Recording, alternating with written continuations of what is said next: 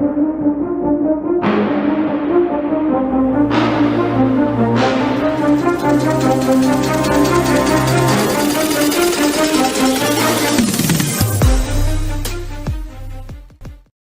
I'm so unprofessional today. I'm done. I don't care. I'm still sharing it out. Leave me alone.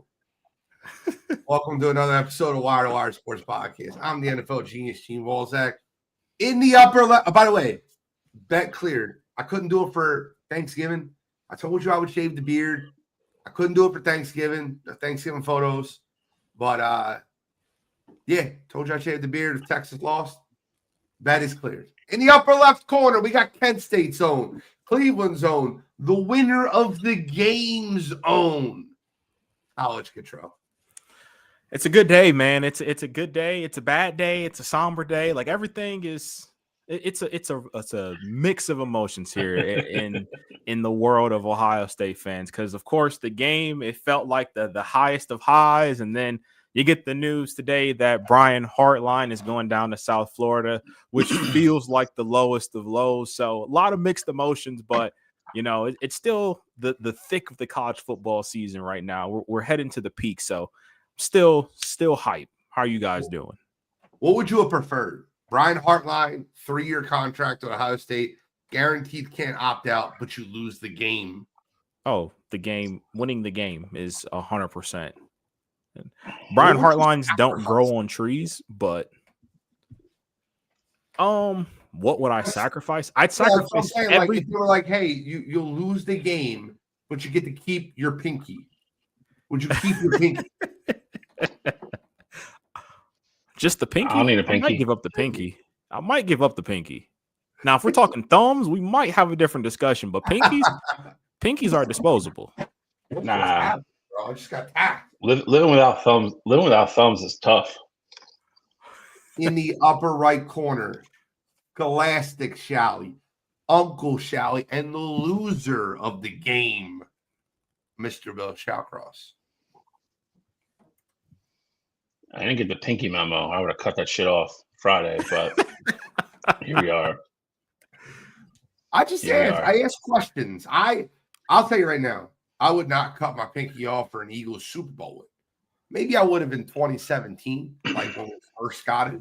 But I'm not doing that, bro. These dudes don't pay my salary. Pinky's like overrated. Sports, but You talking like the whole pinky or just like a knuckle? Just from the top of the pinky, the nail up. Nail up? Oh, without a doubt. Christ, I mean, that's not even a discussion. I can do that right now. Yeah, that's what I say. You're Billy Brancato in it. Oh, I'm in. Give me a knife. I ain't doing that. You guys are out of your I'm damn doing mind. Well, if you had a rivalry like that, you would understand. We do. The Eagles and the Cowboys. It's different. It's different. What's different about it? It's professional. It's not college. The college people are professionals now too. They get paid. They're not professional athletes. I mean, an argument can be made. I'm just asking. Argument could be made. I'm not here to make it, though. All right, well, let's get into this little hot wire action. I'm ready to rock and roll, bro. I mean, you want to talk about the college players being professional athletes. Let's get right into it with hot wire. I mean, perfect little segue there. I mean, with the college football world right now, the coaching carousel has been really all over the place. Like I mentioned before, you have Hartline going down to South Florida. You had an opening at Kansas State today. Their head coach retired. Penn State still has not hired their coach yet. You've had tons of extensions at Vanderbilt and BYU and Missouri.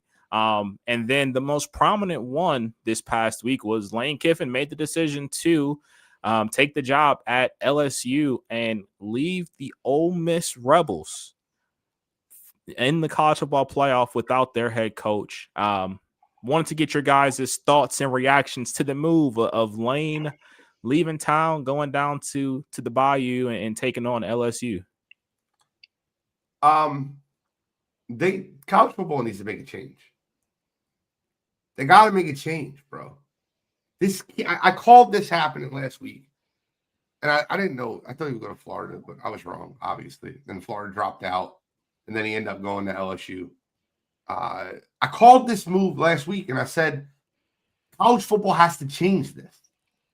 They can't keep doing this. And, you know, it's happened twice now where a team has basically been like they still had a chance to win the national championship and their coach left. This one feels different. Like Notre Dame had a chance when Brian Kelly left, but no one really thought they had a chance. Ole Miss is sitting like 6th in the AP poll, or college football playoff poll. I think that is preposterous.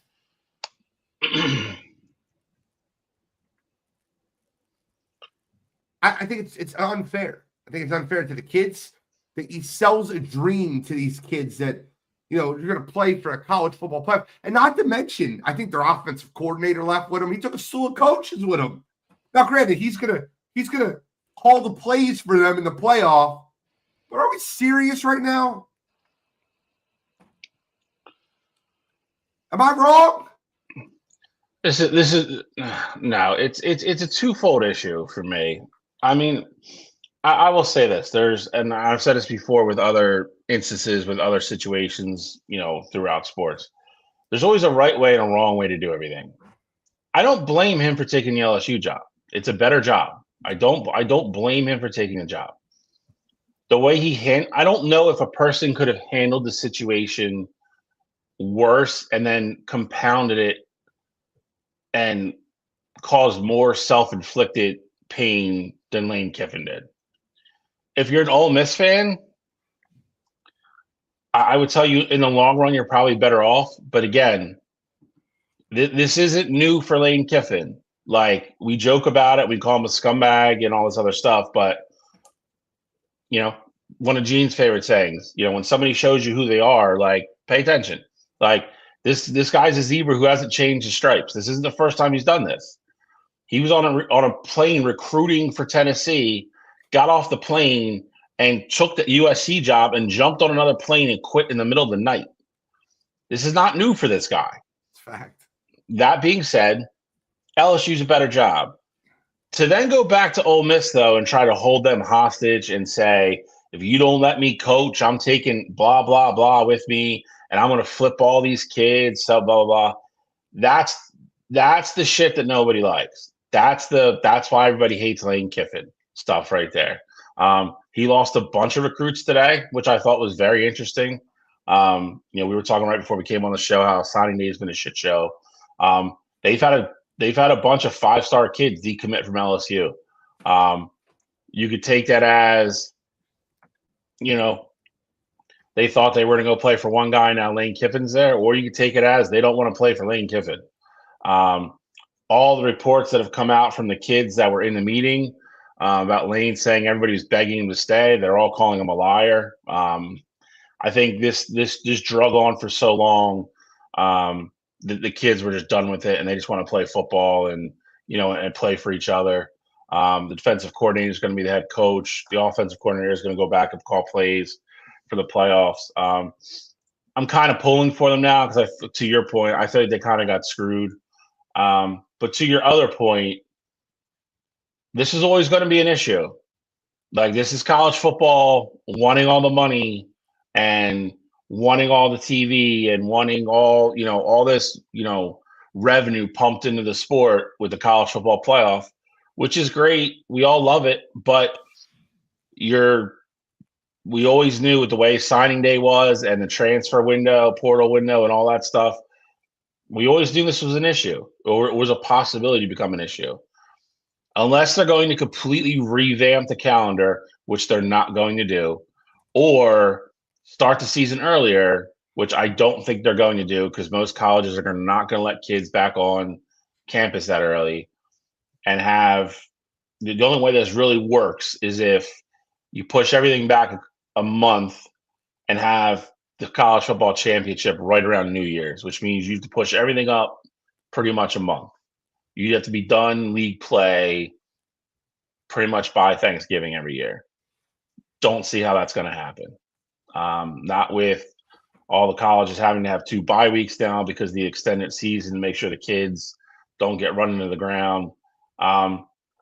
it's the the proverbial cliche of wanting your cake and eating it too. You can't have all these extra games, can't have all this extra money, can't have all this, these TV deals and everything, but then still have everything work, the way everybody wants it to work. There's going to have to be major changes, and I don't think it's going to happen anytime soon. Well, why can't they make National Signing Day February 1st? Well, you can't do that because of the transfer portal. Also, you can't do that because you want kids on campus because while they can't play in the games, they practice with team, like the kids that sign early. Like the whole point of signing early is so that you get the extra experience with the team. So they have that early signing day in December, but they also have another signing day in February. If they cut out the early signing day, that essentially eliminates all of the incentive, you could say, for kids to sign early. Like the whole reason you want to sign today and do everything is that you can get on campus as early as possible and start to learn the playbook and get acquainted as much as possible and essentially get the edge on everybody else that's coming in later on in the cycle. NFL draft prospects sign with the team in April and they play in August. That's not college football. Oh, okay. I follow what you're saying, but like, which one is more of a problem? If you sign a freshman right now that doesn't early enroll, they can't do anything with the team until the 2nd of August. Yeah. Not even. But why can't we just change that? I hate hearing the word can't. You can't do that. You sure the hell you can. Well, I can't do it because they can't do anything until August. Okay, let's just change that shit. Because they're not enrolled in school yet. If you're early sign, if you're semester, how are you going to enroll in the spring semester if you're in high school, bro? That's what the point of like the kids that enroll early, they're done with school. Like they graduate in December. Correct. So then they can go and like that's how you sign up for classes and stuff during you have to do it during the winter period for the spring semester. You can't just middle of spring semester say, all right, I'm done with high school. I'm just go take college courses now in March. Like that's not sign up for summer courses. I mean, you can sign up for summer courses, but that's still summer is May, June, July. Like you're still 5 months behind for May classes. It's not behind though. It's behind in your world. December and May is behind. That's behind. That's what I'm saying. Like that's a whole 5 month period where you're not playing football. You think this is worth it? I'm not saying this is worth it, but that's not a solution. Like the solution is to start the season earlier. Like if you're going to change this, that's what you have to do. If you start the season earlier or they get there late, isn't that the same damn thing? No, it's not. No. Why? Because you're still missing the entire point here. If you started later in signing days, if you want the season to end and you want it to be fully over by the first week of January, but you would have to have signing day still in December. I'm saying you want kids to sign during the playoffs. What'd you say? This wouldn't change what happened. Yes, it would. 100% would. No, it wouldn't, because Lane Kiffin still wouldn't be coaching his team in the college football playoff. Yes, he would. Why wouldn't he? Because he'd have to wait. He'd have to go to LSU to sign kids. There's a ton of other coaches. First off, part of the reason why Lane Kiffin is not coaching at Ole Miss right now is because it's in the same conference as Ole Miss, and they are direct rivals. That's a huge part of it. There's a ton of coaches right now that are still alive as far as the college football playoff goes that are still coaching their teams. Brian Hartline just took a job at USF. They said, hey, you can still coach Ohio State as long as you want to. Tulane's coach, John Summerall, is still coaching Tulane right now, and he took a job at Florida going into the college football playoff potentially if they win their conference on Saturday. So it's not like this unprecedented things where coaches aren't allowed to coach at their program. It's just in this case with Lane, he did a direct move to a rival school in the same conference. That's where this whole thing is all messed up. Happen again. And there's like rules that say that that can happen again. Why wouldn't you just fix it? And you can fix it easily. You can fix it. I'm just saying you can't have players sign in February because then they can't enroll and they won't be able to play football until May or June. Like that's the issue with what you're proposing. I'm saying you start the season earlier. National championship. January 20th. Like it's like the third week of January. If we move the season up a little bit and the national championship was New Year's Day, and you had National Signing Day January 10th, and they can enroll, and you allow them to enroll in spring semester. Wouldn't that eliminate this problem? Yeah, that's the fine. Point. Have it after the season. I said February. You guys, well, it just started January. Okay, cool. Let's make it January 1st and have National Signing Day be January 10th when the season's over. You know how baseball works? Like the World Series is over and then free agency opens. Like that's what college football should be doing. It's stupid that you have a guy that's running the 6th best program in America right now. And by the way, Bill, I agree with most of what you said. The one thing I don't agree with, in the long run, it's probably better off. Ole Miss was a poverty franchise before Lane Kiffin got there. They're in the college football playoff now. Do I need to go back to Hugh Freeze? Do we need to go back to what they were doing beforehand? I think you're underselling, though, the flip side of that relationship. You have to also remember that Lane Kiffin was like a disease, basically. He was the Black Plague. Like nobody in college football wanted to touch him. And like while he was beneficial for Ole Miss, and this was their best season of all time, like they were the ones that actually gave him a shot. Like he was coaching at FAU because nobody else wanted to get in the Lane Kiffin sweepstakes because of how he exits everywhere that he goes. Like Bill talked about the whole tarmac thing. His situation at Alabama, where Saban literally had to fire him in the midst of competing for a national championship because he was that big of a distraction. So I get it. Like I do think I agree with that. In the whole picture, I think Lane should be able to coach like throughout the playoff, but you have to understand this is just one of those crazy situations where it is a rivalry school. It's the same conference. And at the end of the day, Lane kind of burned the bridge that he was trying to stand on by once Ole Miss said no, he went back to him and said, hey, well, if you don't do this, I'm going to take all your coaches. I'm going to steal the players in the building. I'm going to do this, that, and the third to try and sabotage your program. And that's not the right way to go about things. Like there's a reason why other coaches are being allowed to coach in the playoff and Lane sitting there, you know, twiddling his fingers. And even a reason why they allowed the OC to go back. You know, Lane was the main one that said, hey, if you don't get on this plane with me, you're not going to be, you know, offered a job later on. And Ole Miss was basically like, yeah, I mean, that's cool. But if Charlie Weiss wants to come back and coach our offense, he absolutely can. And, you know, you can figure that out afterwards. I think we know Lane Kiffin's a scumbag, but it doesn't stop other scumbags. Like Brian Kelly's a scumbag. He did this to Notre Dame. This is not the This is the exact this is apples to apples comparison, Lane and Brian Kelly. And if you're Ole Miss, you got to look at it like, hey, we signed Notre Dame signed Marcus Freeman, and that's worked out a hell of a lot better than it has, you know, LSU getting Brian Kelly. So, you know, you hire from within and hope that you can have more success or build upon the success that you were starting to have there with the previous coach. I used to have a beard though. I had a beard. It's gone. But all right. Any other comments you guys want to make on Lane Kiffin being a scumbag? It's just a lot to get into. No, I feel like I'll unload more on Lane later. I saved some for the end of the show. Scumbag. Well, I know he's a scumbag.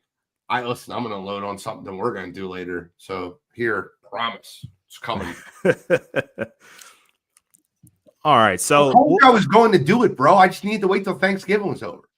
Talking all that smack. Yes, I did it. I'm a man of my word.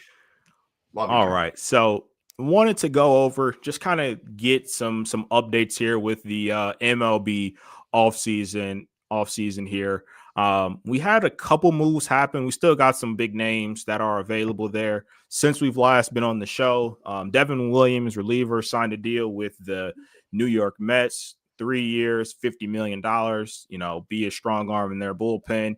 Alek Manoah, who was a guy who we talked about a couple years ago as a potential, you know, Cy Young candidate. He just went to the Angels on a one year, you know, $2 million deal there. But you also still have the heavy hitters, you know, waiting to be signed. And Kyle Tucker, Kyle Schwarber, Cody Bellinger, Alex Bregman, Pete Alonso. I mean, those are just like some of the top names there. With what's happened so far, I mean, any moves so far that you guys have thought that just stood out? Bo Bichette is another one that I didn't mention there either. But any moves so far that have kind of stood out to you, or any moves that you're looking to? I know the Phillies are going to be probably big time buyers, or at least be in the conversation of a lot of big time players there. So anybody you guys are looking forward to or anything like that? Yeah, Bill. MLB free agency sucks. Good. This has become kind of the issue with it. To Gene's point, the last couple of years, it's been 5 or 6 years ago. This stuff all pretty much happened rapid fire. Now the agents have kind of figured out if you're not like the top guy, you pretty much just sit around and wait for the top guy to sign, so you know you can max out your guy, and it leads to kind of a boring free agency. Kyle Tucker and Kyle Schwarber, the two that everybody's waiting for the shoes to drop on them.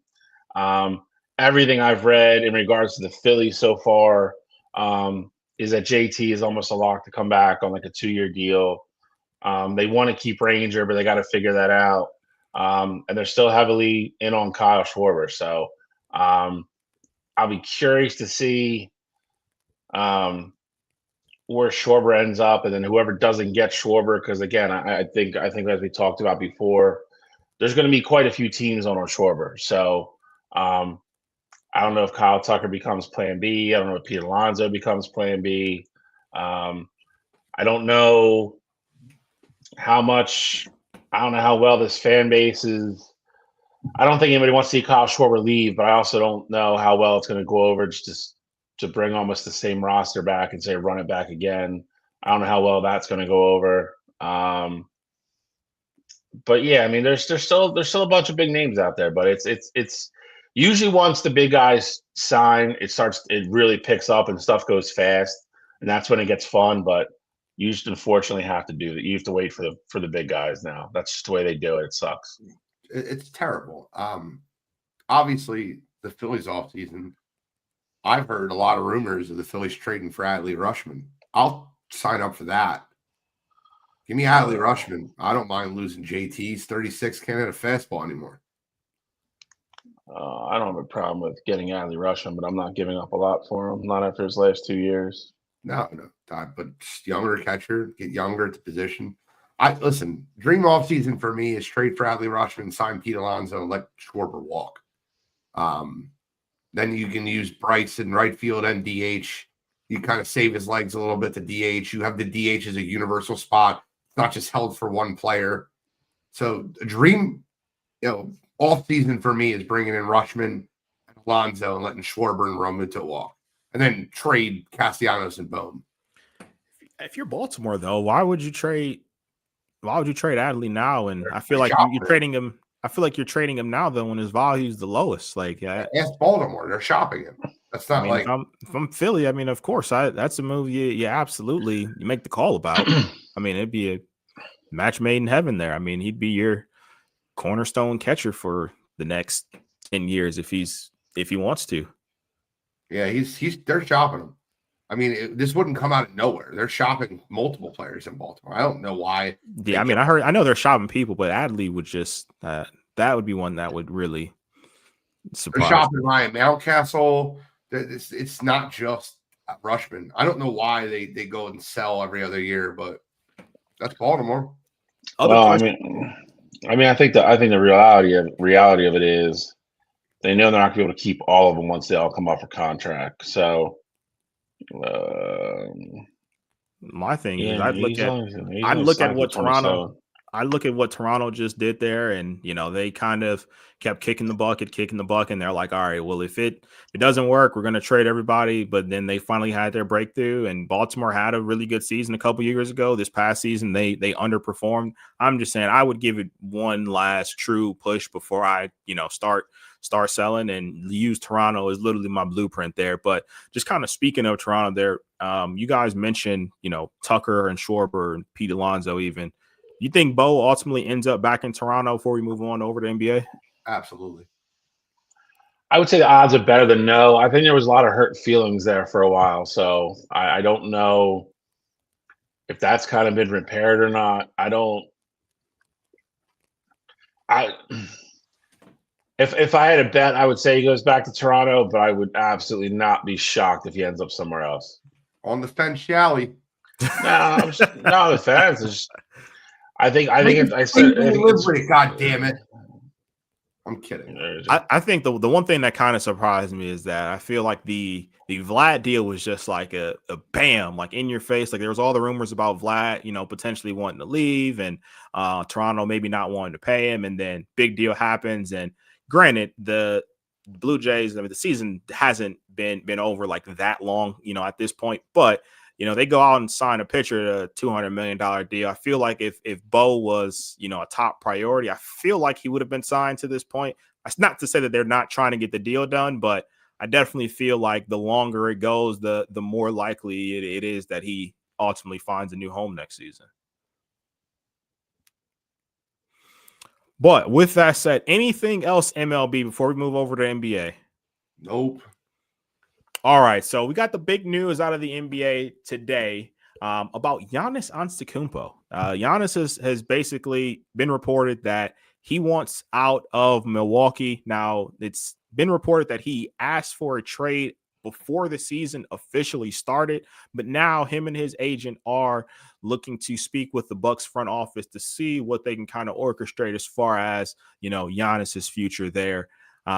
One, does the news surprise you? But two, where do you see Giannis really going from here? Do you think this gets done rather quickly? Kind of what's your outlook on the whole Bucks situation there? Bro, the Wizards broke them. The Wizards broke them. After the game, after they lost to the Wizards, like Giannis deleted all his stuff on social media with the Bucks. He's like, I'm done with this team. I can't do it anymore.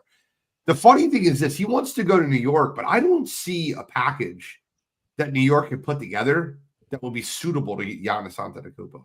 They don't have picks and they don't have tradable assets. They don't have much to give. So I think this is going to drag. He wants it done by December 15th, which is you're going to have to wait till December 15th to get it done anyway, based off of the way his contract's structured. But I don't know how the Knicks can do this deal. I just don't. They have OG and they'd have to move Karl Anthony Towns somewhere else. I don't know how you do it. I just feel like it's a pipe dream. I feel like the team that has the assets and the players to do it is San Antonio. But Giannis has to say, I'll go to San Antonio.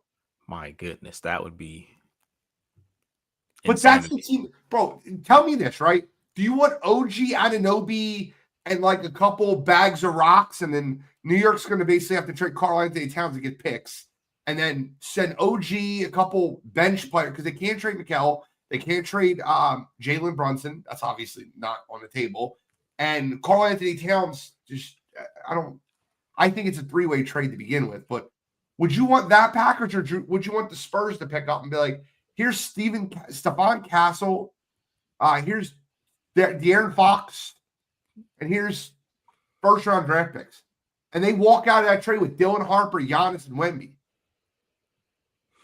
I mean, I thought the Spurs was the package all along. Like when we were talking about potential Giannis moves before the season started. Like, I mean, I just think a Giannis and Wemby combination. Like, I just genuinely don't know how you would stop that. Just how they would be able to play with each other, how they both can defend, and that would just be a nightmare match for a lot of teams there. And I also think the Spurs have a ton of capital to get it done. They're in control of a lot of their picks. They have young assets, and you say Stephon Castle, and I 100% think it would have to be Castle or Harper, but they still have a ton of other like young talent where 100%. They would still have a full roster. Like I look at Keldon Johnson, Devin Vassell, Jeremy Sohan. Like there's a ton of young players on that Spurs team. So I think that would be a hell of a move to try and pull off there. I think the Spurs probably have more capital than anybody outside of the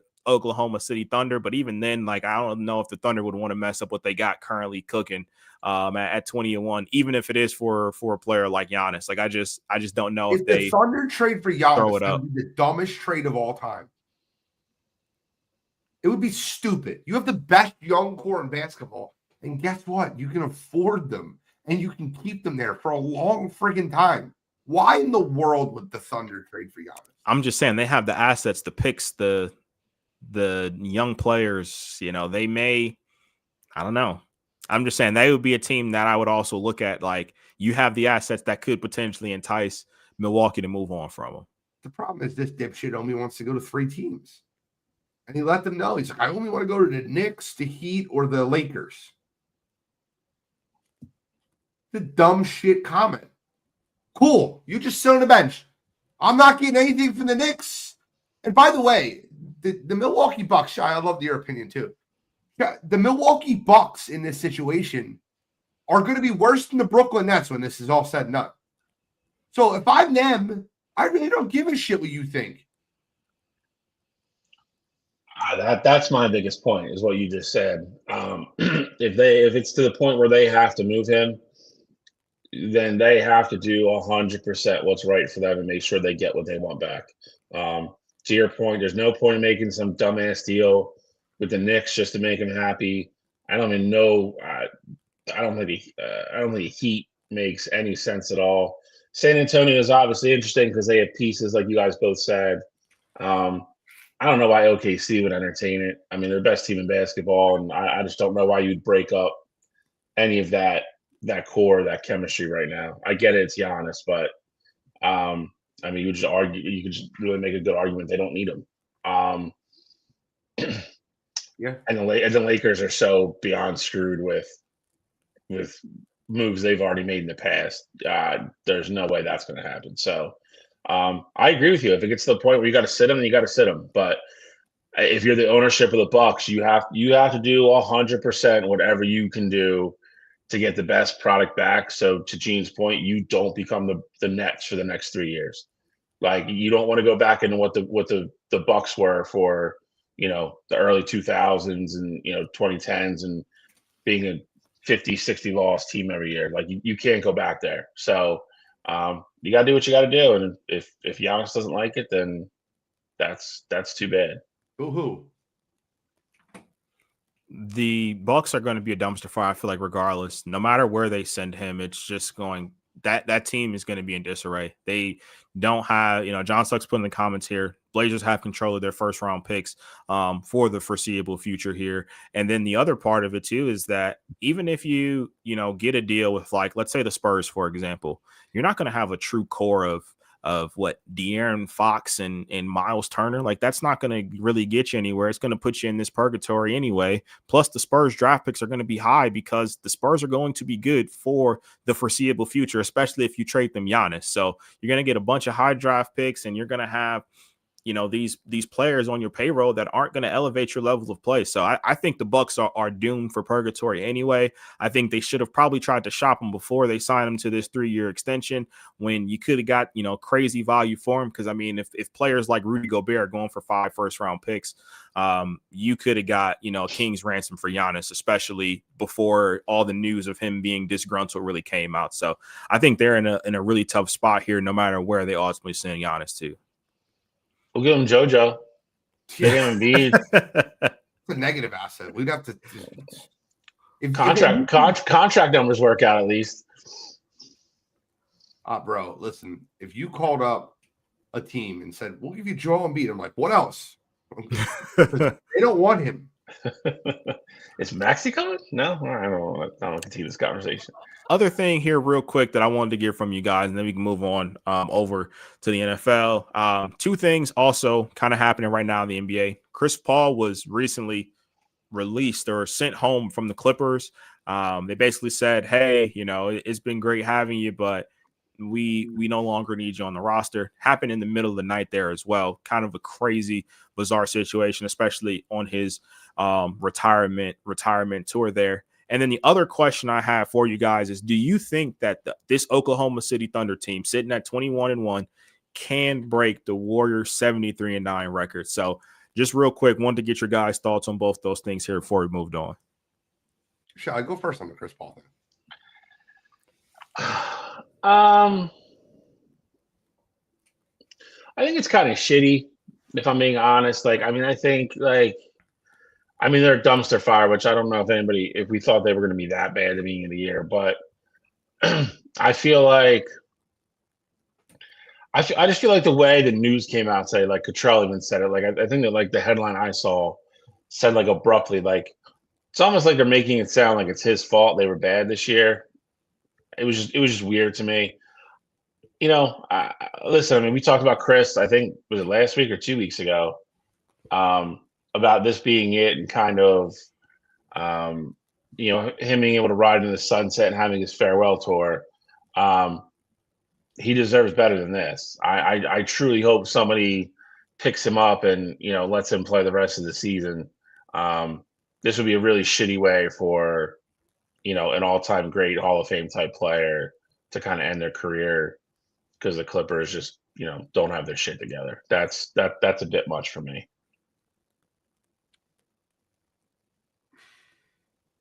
Control, who's the greatest player in the Clippers organization history? Chris Paul. The greatest player in organizational history is retiring. He's second all-time in steals. I think he's fourth all-time in assists.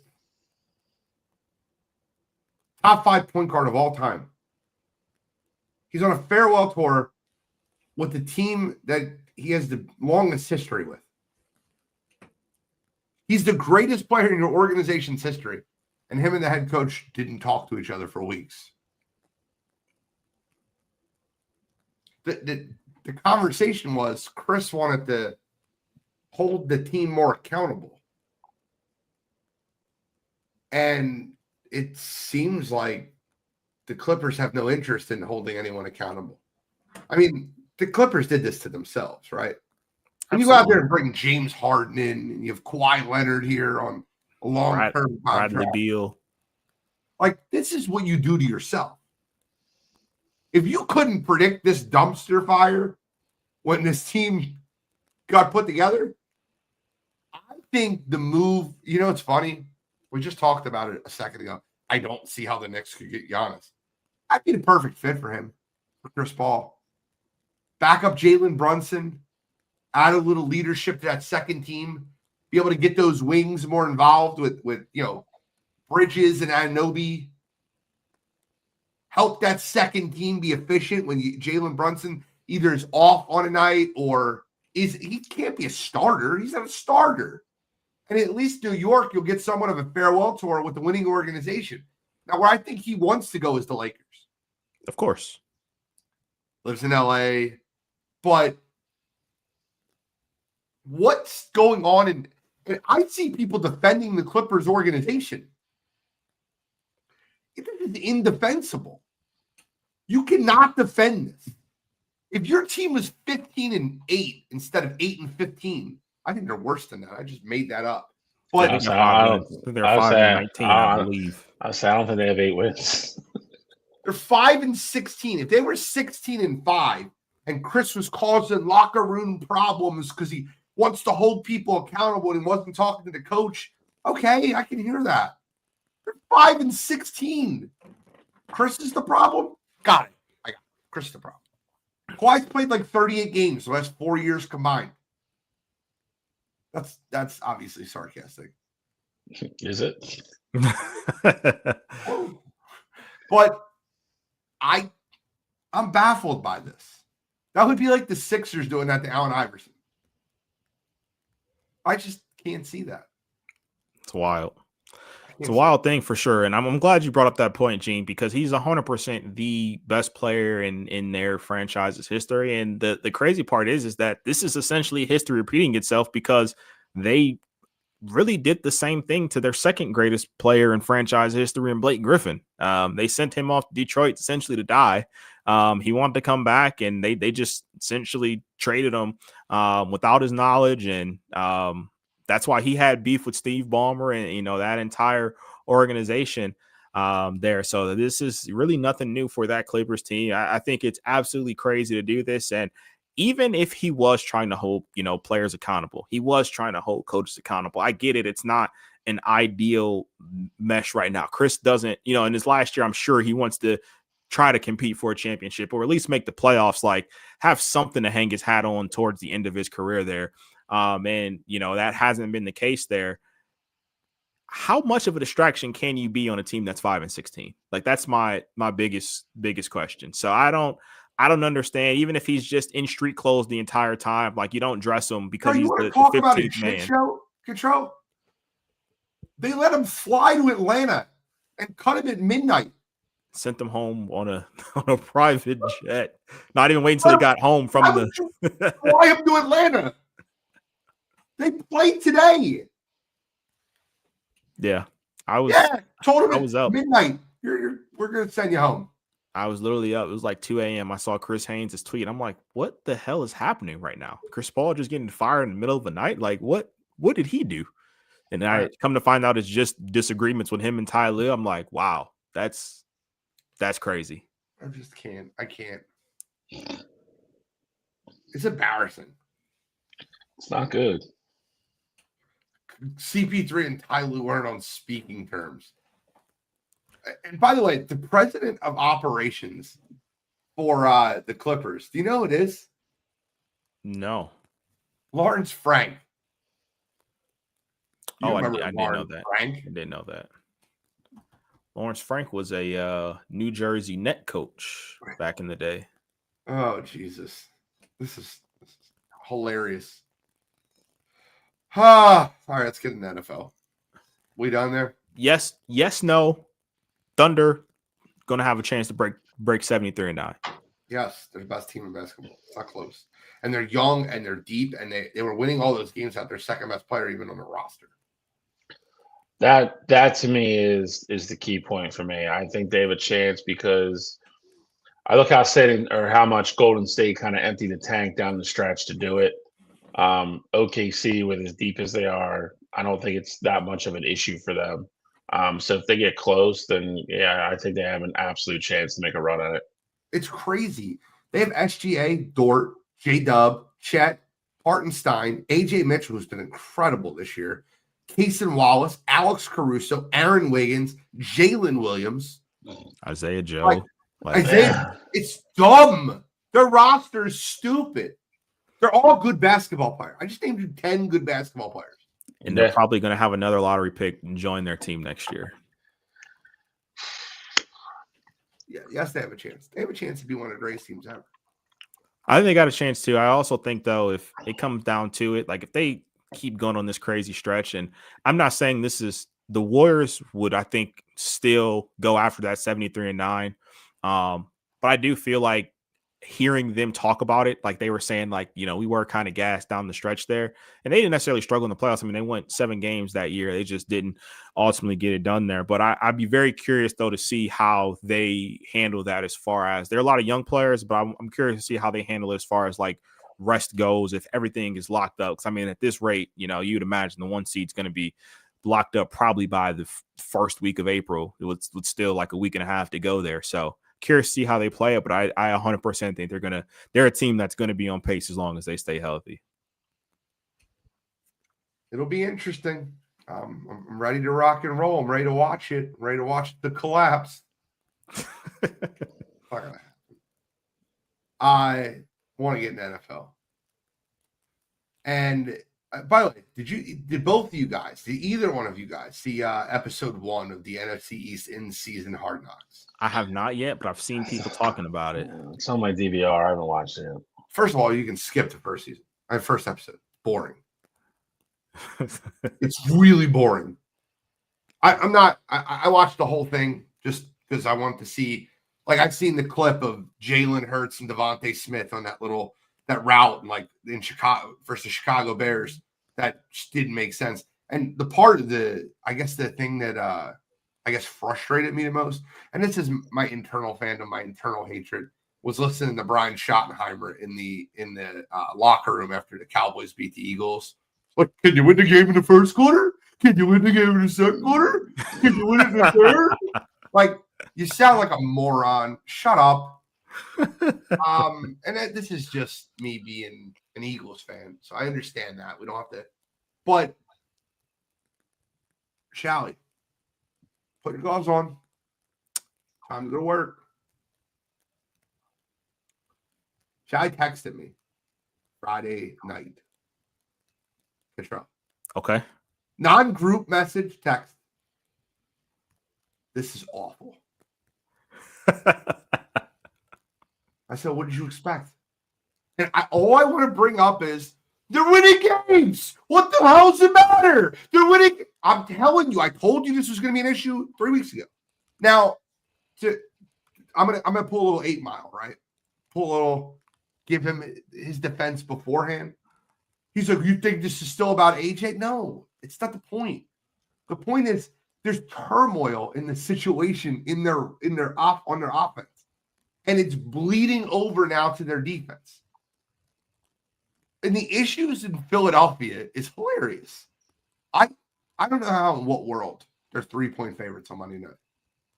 In what world are they 3-point favorites on Monday night at the Chargers after giving up 200 yards rushing to the Chicago Bears?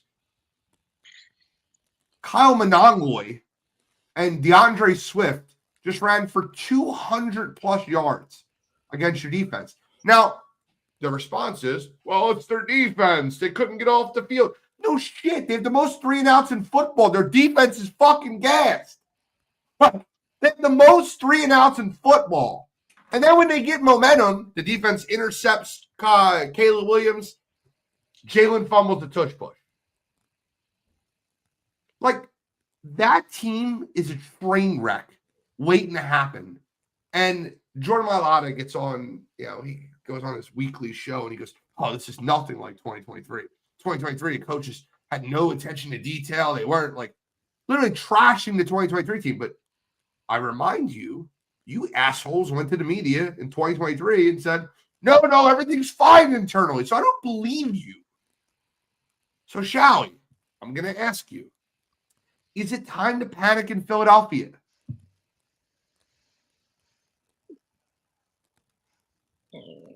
Panic. Let's see. I would say Sunday's very Monday night, excuse me, is very crucial in that situation. I think with what the Chargers do and can't do, if the offense goes out there and still looks really stale and the Chargers get O'Marion Humphrey back or Hampton back and he goes nuts like Chicago did, then yeah, maybe. I think we're somewhere between strongly concerned and panic. But I mean, we're not comfy cozy 8-2 like we were a couple weeks ago. Can I paint a picture for you real quick, Shally? And I want to hear Control's comments afterwards. Justin Herbert's not going to play. And on Monday Night Football, Trey Lance and a beaten and battered offensive line for the Los Angeles Chargers are going to beat the Philadelphia Eagles. No Justin Herbert, third string left tackle, backup right tackle. I can see that happening. Trey Lance, they win 13-10 because the Eagles offense can't move the football.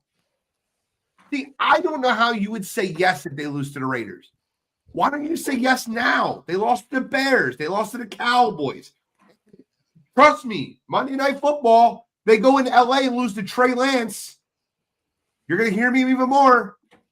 Where did you hear that? What? Just everything I'm reading saying that he's like. He just had surgery. It's a broken hand. He's not going to practice all week. He's basically going to be a game time decision on Monday. Yeah. I honestly would be shocked if he played on Monday. I'm with you. I'd be shocked if he played too. Herbert is playing. Maybe. He's going to be a game time. I mean, Harbaugh is, obviously keeping his cards close to the vest, which makes a ton of sense. He's saying like, hey, we don't need him to practice this week for him to play, which I get. I mean, he's been in the offense, at this point all season. So, I mean, I don't have any issue with him not practicing there. It's just if I'm on the opposite side of that, though, I'm like, hey, every game is important, especially with how tight the AFC is looking right now. But at the end of the day, like, I don't want my franchise guy to be in a spot where we could potentially lose him for the rest of the season, trying to, eke out a game that we might not win anyway. So I would be more cautious, give him a week and kind of just go from there. But time will tell with that. I could see it. What was the quarterback's name, Shally, that Minnesota Vikings had, and on Tuesday Night Football in the Ice Bowl beat us? I forget. What was his name? He was like a third string quarterback. Hold on. I'm going to figure it out right now. You know exactly what I'm talking about. I'll find it. Hold on. The other part, too, of this whole Eagles thing is that I remember vividly bringing this question up when you guys lost to the Broncos. And at the time, the conversation wasn't about. I remember I asked, "Is it time to panic in Philadelphia?" And both of you said no at the time. So like, it's kind of crazy how fast things change. Gene, you were there maybe a week after. I forgot who you played next, but Joe Webb. Tuesday Night Football. This reminds me of that. Sorry. Again, I apologize. Control. No, I mean, I was just saying, like, it's kind of crazy how we've gotten to this point here. And even still, like, the game that happened, AJ had a monster day, and the offense still wasn't. Notice how his personality changed in the interview? I didn't even hear the interview. What did he say? Yeah, we're almost there. It's like, dude, he's chipper. Steph Joyner called him out on the radio. You know who Steph Joyner is? No. Old-time Eagles player, very respected. A lot of people wanted him to be our defensive coordinator before Vic. Obviously, you want Vic. But his comments on A.J. Brown were scathing. And he said he called him selfish and a typical 21st century wide receiver. Called him a diva. He says self-centered. Hold on. Let me get the quotes. I should have been more prepared. You guys can yell at me for this one. That's my fault. But a lot of people are going to be pissed at me and he might even be pissed at me. But in a lot of ways, he's a typical 21st century wide receiver diva, and he's selfish. Because when he was getting the ball on a regular basis, there was no complaining. The Eagles lost the last 2 games in a row. A.J. Brown had 9+ targets and a touchdown. You ain't complaining now. Okay. You're not complaining now. So it tells me all the shit, all the pissing and moaning was self-centered. You want to hear something crazy? I had a Hall of Fame wide receiver call me, and he said this team would probably be better off without A.J. Brown. Now, to think about this offense, I talked about it in past years when he was having success. It was all good. When Devontae Smith's having a career year or Dallas Goedert's leading the team in touchdowns, you mean to tell me you can't be happy for those guys? And we're winning? If they are taking you away in coverage and your teammates are getting it done, you mean to tell me you can't be happy for your teammates? Be happy that you're winning. Steph Joyner's comments are scathing. He's getting targets, though. He's happy. AJ's dominant. Good job. I'm in full panic mode, Tim Todd. Full panic mode. Full panic mode. To the point where you think you might not make the playoffs? I mean, bro, I think they can lose Monday to Trey Lance. Okay. They lose Monday to Trey Lance. Jaden Daniels come back for Washington. You play Buffalo. To Washington twice. Washington looked inspired Sunday night. I could see the Eagles losing 5 out of the last 6 games. I don't think they could lose to the Raiders if they tried. I mean, I agree with that. I don't think they could lose to the Raiders if they physically just handed them the football. The Raiders would find a way to screw that up. But other than that, I could see them losing every game. They're terrible. They allowed 200 yards rushing to a 7th-round draft pick from Rutgers. And DeAndre Swift. Bill, you think chance you don't make the playoffs, or you're not quite that far with it? Not that far with it. I mean, Washington's so far back. I mean, I don't care if Jaden Daniels comes back. There's just not enough games left. And they weren't playing well before that. So Dallas, I guess, is kind of a concern because they've kind of gotten a little bit lucky and played a little bit better the last couple of weeks. Had a lot of help from the NFL. Speaking of that, Gene, we got a discussion to have. I don't think Buffalo's not playing good football right now. So I mean, we'll see. I do agree with Gene. I think Monday will be very telling. I think it'll be if you go out there and Trey Lance does start, if Herbert doesn't play, and you lose that game, then I mean something drastically has to change.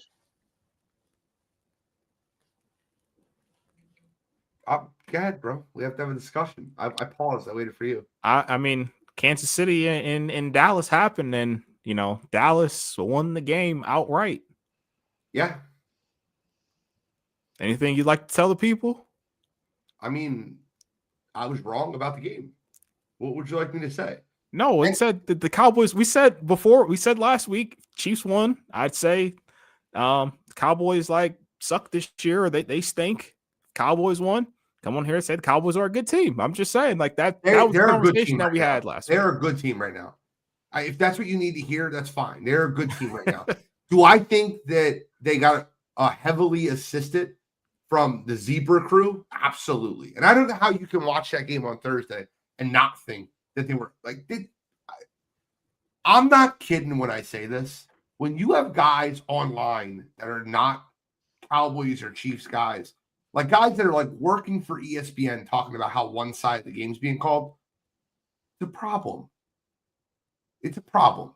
But if it's your pick and you're rooting for them to win, it's very tough to see that. It was tough for me to admit that the Eagles got a little bit of luck when they called an offensive PI or a defensive PI against A.J. Brown versus the Lions. I still don't think the Lions win that football game. They weren't moving the football at all. But, yeah, we kind of got lucky there. I also told you 3 years ago when the game was fixed for the Eagles when they played the Miami Dolphins on Sunday Night Football in one of the worst officiated games ever. I can admit that. But now the Cowboys are a game and a half back. They have this NFC East hard knocks coming out. Makes sense. It makes sense. 25 penalties called in their favor in a 2-game span, most in the history of the NFL. Take it for what you will. Do you not think there were ones that you watched the game on Thanksgiving, right? Come on. I did. You don't think there were one-sided calls? I mean, there was definitely some bad calls in the football game, but I watched the game too, and I thought in the second half the Cowboys looked like the better football team in that game. It's fair. I don't disagree with that statement. I think that if Mahomes got the ball back down 3, they would have won the football game. I mean, that's what I thought. I wouldn't argue that. But I also tell you, if Jalen Hurts got the ball back down 3 in the Super Bowl, the Eagles would have won the football game. In the words of Kanye, I guess we'll never know. Yeah, you ain't lying. You ain't lying. I'm embarrassed for the NFL at times. There's just so many people that come out and say the game's scripted. And I'm not saying it's not scripted, but I definitely think that Vegas and gambling plays a role in the things that happen in the NFL. But in that game, though, gambling should have not played a factor in it because I remember you saying last week that there was 80% of the money on the Cowboys. You're right. You're not wrong. You're not wrong. But that's where we're at. We're at 8 o'clock, though. Ty, did you come prepared? Of course. Okay. Just double checking. What do you mean? Well, bro, you haven't had You Got to Be Kidding Me since September. Yeah, it's different. It's trivia time, baby. Trivia time, baby. Comments off. You guys can go nuts in the comments. My comments are off. Let me give it an old flipperoo. All right. Well, now that the regular college football season is over, we're getting into bowl season here. We're going to go top 10 schools with the most bowl appearances of all time.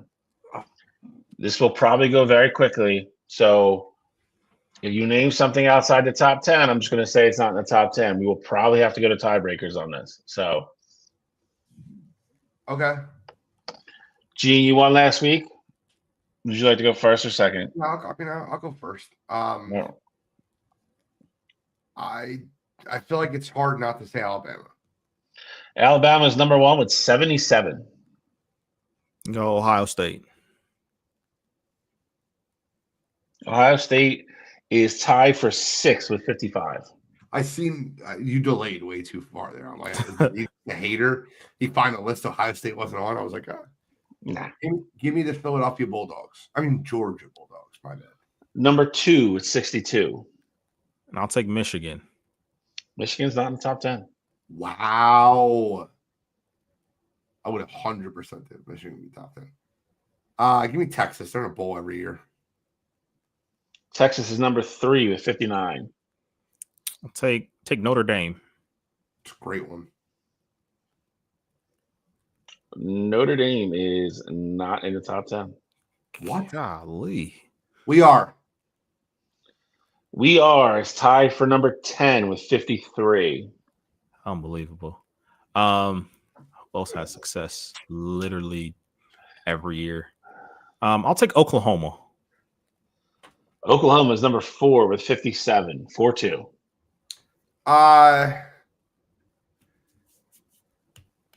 Florida. Florida's not in the top 10.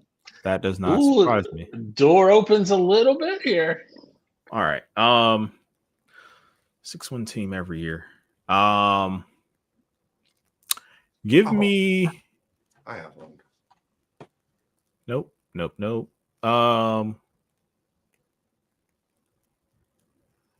Give me Miami. Miami is not in the top 10. USC. USC is tied for number 6 with 55. Gene can do no worse than tie. Okay. Let's see here. Sure, you're thinking too much like a college analyst and not like a dummy. You have to think more like a dummy like me. I'm just thinking big schools. I'll take. Give me Auburn. Auburn is not in the top 10. If it's the best job in the country, it's got to be in the top 10. Give me LSU. Also tied for number 6 for the win, LSU Tigers with 55. How would you get to Auburn before LSU? I don't know. I'm thinking more. I was thinking more like, I guess, historic per se. LSU still definitely should have got there before. I'm curious though where the hell Notre Dame and Michigan are. So Michigan is number 11 with 52. They were one out. Clemson's 12. Gators are 13. Florida State and Florida both tied at 13. Auburn is 15. Georgia Tech is 16. I mean, Auburn wasn't far off. 15. Notre Dame's 23rd. Wow. With 40. Yeah, Damian. By the way, just to be clear, you trash the Bears more than I do. So, yes, they got lucky. They ran into an Eagles team that hates each other. I think they're fool's gold, and you'll hear that again this week. The other team that was tied for 9th was Nebraska. I wouldn't have gotten Nebraska. I might have gotten Nebraska eventually. I was kind of trying to think the blue blood route, but I just want big schools. I can't believe you should took the easy ones off the table for me. Well, I mean, I didn't think there was a shot that Michigan wasn't on the the list. So I got to go first, and I was just like, "Oh, Alabama, Georgia, Texas." Like, take those big schools. I also didn't know because I don't really remember Georgia's history pre-Kirby. So, like, I was kind of wondering, like, if they had a lull in there. I mean, I think they've made when he said Alabama had what did they have 73 bowl games? 72. Yeah. So when he said they had 72, I'm like, well, Georgia's got like guaranteed 25 in the last 25 years. Yeah. But then him saying Ohio State was at like 6, like that kind of threw me for a loop too, though. So sure. Back to NFL. You got a Thursday night football game that is an eliminator. Well, it may not be an eliminator, but it feels like an eliminator. The Dallas Cowboys are going to Detroit to play the Detroit Lions. I don't want to say it's an elimination game, but it is almost a playoff game. The Detroit Lions are 7-5. With a loss, they would be 7-6. The Cowboys are 6-5-1. With a loss, they'd be 6-6-1. Is this a must win for both teams, or can you see a path to the playoffs without winning this football game? For me, I think this is a absolute must win for both teams. I think the Cowboys are in a better spot because of how bad the Eagles are playing. So essentially, they could still potentially find a way to maybe steal the division down the line. Like if certain things fall their way, the Lions aren't necessarily in that same position when you still have the Packers and the Bears in your own division, let alone, of course, the rest of the NFC there. So I think it's a must win for both teams there. But if I'm, being honest here, I think it's more so a must win for the Lions, just because I do think the Cowboys will have a shot, especially just given the conversation that we just had 15, 20 minutes ago about the Eagles and how the end of their season may look here. But I think it's 100% a must win game for these teams, and they need to treat it essentially like a de facto playoff game. I think both teams want to win the game, and I think they're both going to treat it as a must-win game. Detroit already has 7 wins. I would say it's a more must-win game for Detroit or for Dallas, because I think the only way for Dallas to get in the playoffs is to win the division. And if they lose Thursday and we win Monday night, they're 3 games back with only 5 to go. So I mean, I don't think they really have another avenue in other than win the division. Detroit wouldn't be in great shape if they lose, but I still think there's other avenues for them to get in with the wild card and stuff like that. Dallas's only path to the playoffs really is to win the NFC East. I don't know that, right? So Detroit's funny, right? So say he goes 7-6. The best they can go is 11-6 if they win out, which is tough to say for Detroit. Detroit's got to play at the Rams. They got to play the Steelers. They got to play at Chicago, at Minnesota. That's not an easy schedule for Detroit. Can we concede that the 49ers are going to beat the Titans in San Fran? Yes. Okay. So the 49ers would have 10 wins, and they'd have to only win 1 game to get to 11 wins, that situation. The Seahawks are going to make the playoffs. The Rams are going to make the playoffs. That's 2 wild card teams out of that division. Then you have the Bears, who are at 9 wins, and the Packers, who have both wins over Detroit. So essentially an extra game because of the tiebreaker. Correct. So we could say that there's 3 wild card teams already out of those 3. So they have to catch San Fran, Seattle, or LA, and Green Bay or Chicago. I don't see a world in which they do that. And that's also saying that the Carolina Panthers fall on their face, which I think they will. That's fair. But if Detroit loses this football game, I think they're out. I think they're gone. Same. And that's why I say I think it's more important for the Lions than the Cowboys. But it's also going to be interesting, too, because no Amon-Ra St. Brown in that one. I mean, they have him listed as game time, but I talked about Herbert. I'd be shocked if Herbert plays. I'd be even more surprised if Amon-Ra played, just based on the injury and it being the ankle sprain, and he's not practicing and he's not even able to push off and run routes at this time. And they play tomorrow. Like, I would be stunned if he was able to go tomorrow night.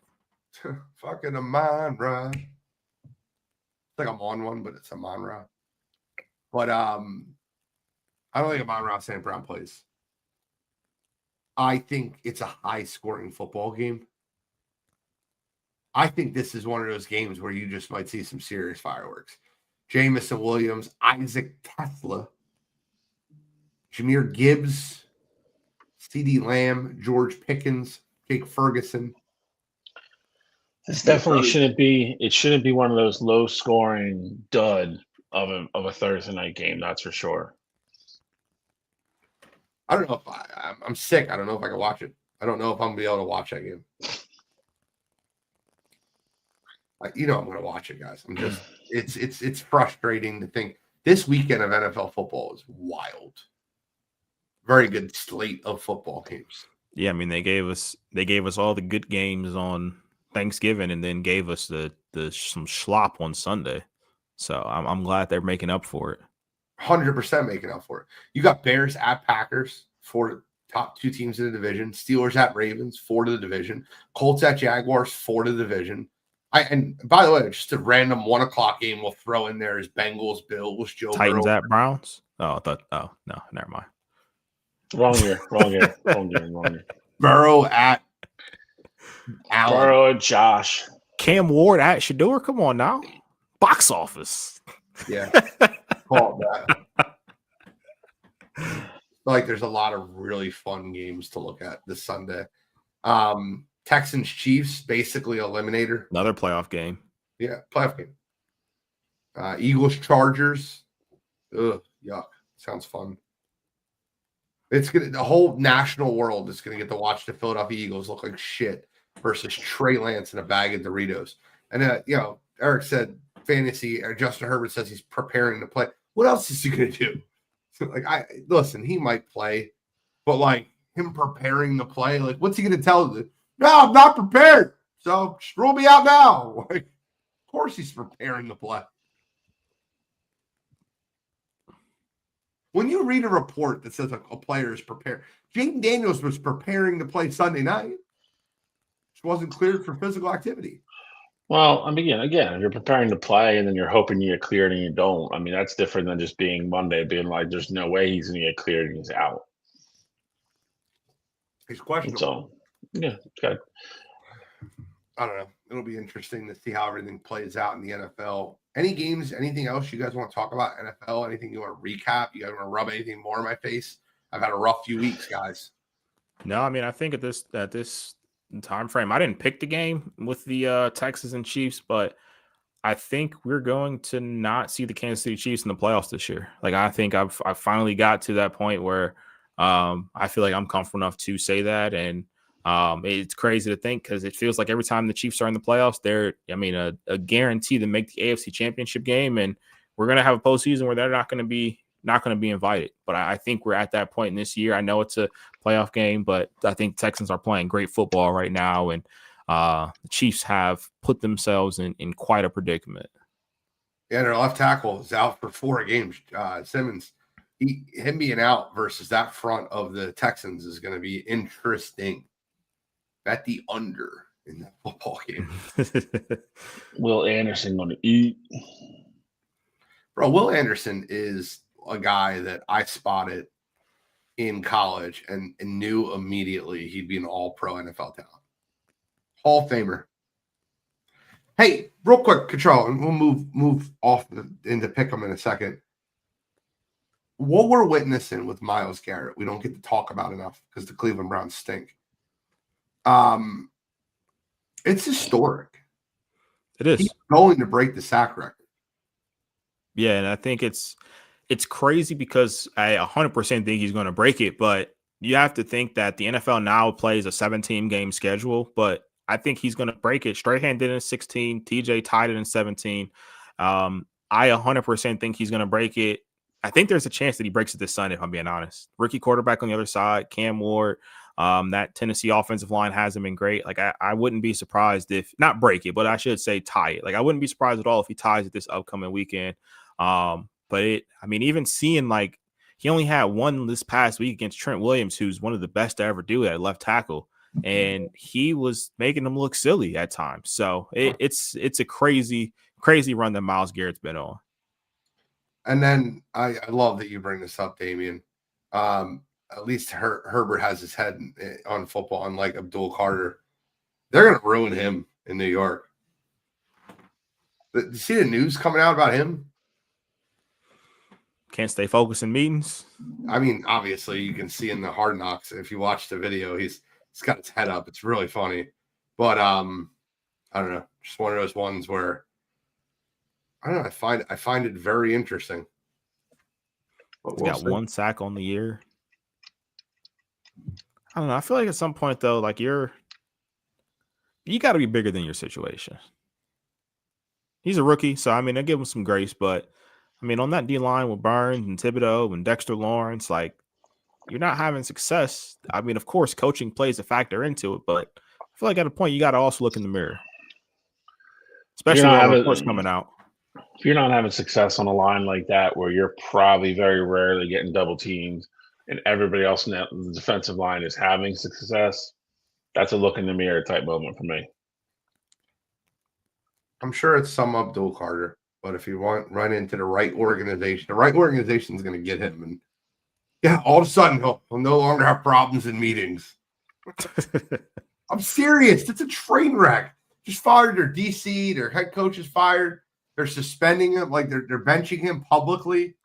Like they're making it be known. It's I don't know. It's a train wreck going on over there. Oh, I mean, without a doubt. Let's get into NFL pick. We got a lot to talk about still. We're at 8:15. Jesus Christ. I was on such a run. It's still good, but I had still really good.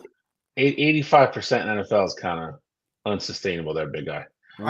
We had room, man. This was the week to really gain some ground, and everybody across the board went 1 and 2.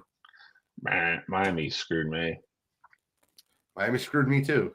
They're up 19-0 and then cover 5.5 point spread. I stopped paying attention to that game because I was like, oh, that's a W. Dude, you know, the Saints recovered the onside kick. They almost won the game. I did see that. Got stopped on what, 4th down, 4th and 1? Yeah. Wild. All right, so I'll go through my picks here real quick. First game, one that we kind of just touched on. I have the Cowboys +3 at the Lions. I think the Cowboys are going to take care of business, and they're going to win the football game outright. No Amon-Ra St. Brown, I think, will prove to be the difference in that one. Lions offense struggles just a little bit less than what the Cowboys, a little bit more than what the Cowboys offense does. So I like the Cowboys +3 there. Second one, I've gone to this well. This is my 3rd time this season. They've covered both times before, so I'm going to them again. Give me the Browns -3.5 at home versus the Titans. I think it's going to be more so on the defense, not necessarily the Browns offense lighting it up, but I think especially at home that Browns defensive line will eat, and I think they're going to truly slow down Cam Ward on the other side. If you put up 17 points in that one, I think you cover the 3.5 spread, no problem. And then my last game, I like the Seattle Seahawks -7 on the road against the Atlanta Falcons. I think the Atlanta Falcons absolutely stink right now. And even last week, the Seahawks didn't necessarily look crisp against the Minnesota Vikings team, but they won the game 29-0. I think they're going to go down to Atlanta, shut down the Falcons, especially without Drake London playing, and cover that 7-point spread. We don't have any of the same picks. I don't have any of those as well, which is good. I'm going to start up in Buffalo, which if we didn't focus on all of our attention on the Eagles playing poorly, we should probably focus on Buffalo. They are not playing well. Joe Burrow back for the Bengals, +5.5 up in Buffalo. Buffalo's defense has been atrocious. I think Joe Cool and Jamar Chase and company keep it close. I'll take the Bengals +5.5. Baltimore -5.5 at home, coming off the absolute sloppy shellacking from the Bengals last week. I don't think there's any way they played that bad 2 weeks in a row. I'll take Baltimore -5.5 at home. Last but not least, the game we just touched on a second ago, Houston playing well. Kansas City has been up and down all year. Eliminator game. I'll take Houston +3.5 to Kansas City. I have one of yours. I thought I was going to have 2. I'm also picking this Buffalo Bills Bengals game, but I'm not taking either side. Give me the over 52.5 for Bills and Bengals. I don't see if either one of these teams gets stops. I just don't see it happening. I think the Bengals will score with them, and if the game's competitive, Buffalo always scores. There's one of those teams, and I don't think Cincinnati's defense is really that good. They've played well recently, but I don't think they're that good. I'll take the over 52.5 Bills versus Bengals. I'm also on the Ravens -5.5 over the Pittsburgh Steelers. When they play in M&T, it's normally a high-scoring game. When they play in Pittsburgh, it's normally a low-scoring game. This game will be in M&T. I think that the Ravens win, and I think they'll win pretty heavily. And then last but not least, I hope Damien's listening. Give me the Packers -6.5 over the Chicago Bears. I looked at that spread when it opened. I'm like, they're still giving Chicago absolutely no credit. They're coming off that high over Philadelphia winning that game. I think Green Bay smacks them down to earth. I think the Packers defense dominates that football game. I'll take the Packers to win a non-competitive football game over the Bears.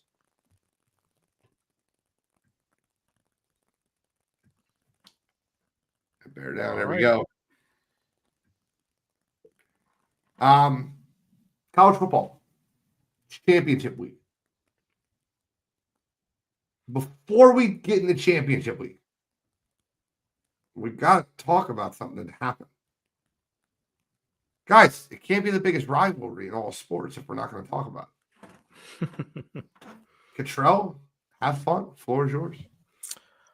I mean, I think if you strip the rivalry away, which is something you really can't do because regardless of how good either team is in that matchup, it can truly go any way, like whenever they play. Like it can truly be one of those games where nothing makes sense in the game that actually happens. But if you strip that away just this season, I think you kind of saw this coming. Michigan was a team that had struggled on offense, and they've had injuries on their offense this year. And on the flip side of it, Ohio State's been playing excellent defense, and they've been moving the ball efficiently on offense. And so I gave my breakdown last week, and I thought that this would look very similar to what the games against USC and Oklahoma looked like for Michigan, and that really was the case.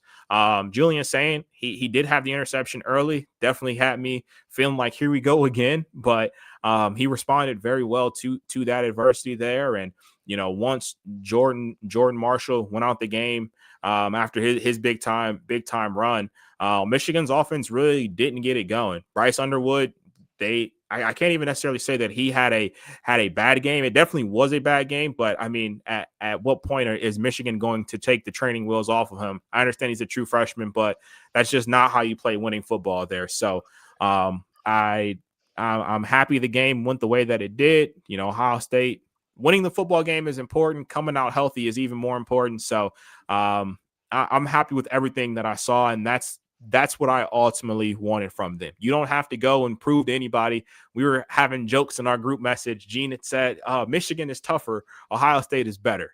You don't have to go out there and prove to anybody that you're the tougher team, because that's not what puts a W in the win and loss column. You just have to go out there. You have to be better, and you have to put up more points. So Ryan Day did not let that be a focus this year. He didn't try to go out there and run it down Michigan's throat this year. He just went out. They played Ohio State football and got the win. So I was very happy with what I saw this past Saturday. I mean, you being happy with it's an understatement. I think the biggest question I'd have if I was a Michigan fan, and I mean, Dave Portnoy already put it out there, is I'm out of it on Bryce Underwood. He looked terrible. And we could go, oh, it's Ohio State's. I mean, other teams have played Ohio State and been able to throw the ball more than 5 yards. Like, he's throwing the ball at the line of scrimmage every play. There's no urgency to throw the ball downfield. And I understand Ohio State's got a good defense. I get it. But when you're down multiple scores and you're not even trying to throw the ball downfield, it's a red flag. Michigan looked in the first half like the tougher football team. Ohio State was obviously the better football team. Shai, what were your thoughts on the game?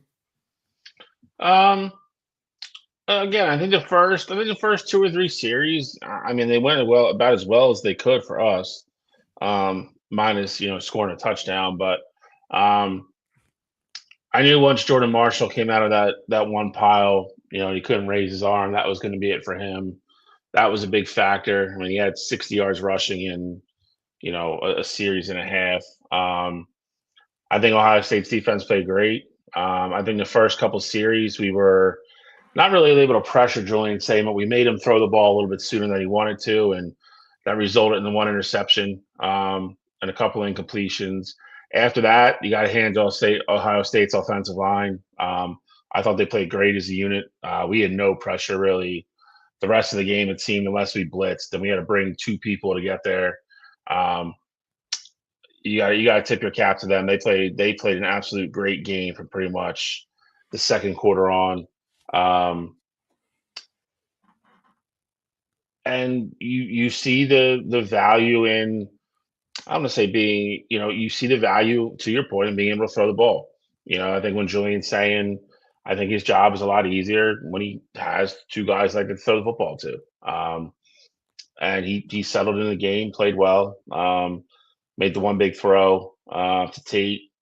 I got pissed off at the Smith one because I think they called it wrong. But at the end of the day, if we would have lost by 7, I probably would have harped on that. But in the end all be all, it didn't really matter at all. So they're a really good football team. I think they're going to be the benefit of having that elite defense, and in college even more so than the NFL. That can really, really, really matter.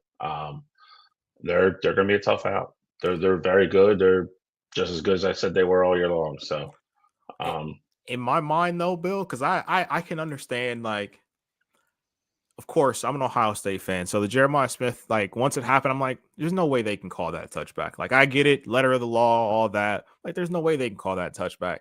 Then on the flip side of it, I was like, you know what? We're all leaving because there's no way Barham should have been in the game after headbutting an official. Like, I understand they say that he was trying to show the official what Ohio State was doing, but you make contact with an official's nose and you throw your head down. That's an ejection every single time. And they gave him the personal foul call there. And so in my mind, I was like, all right, we're square here. We're 1 for 1. They didn't eject him. That's you look that's you looking at it that way because it benefits you that way.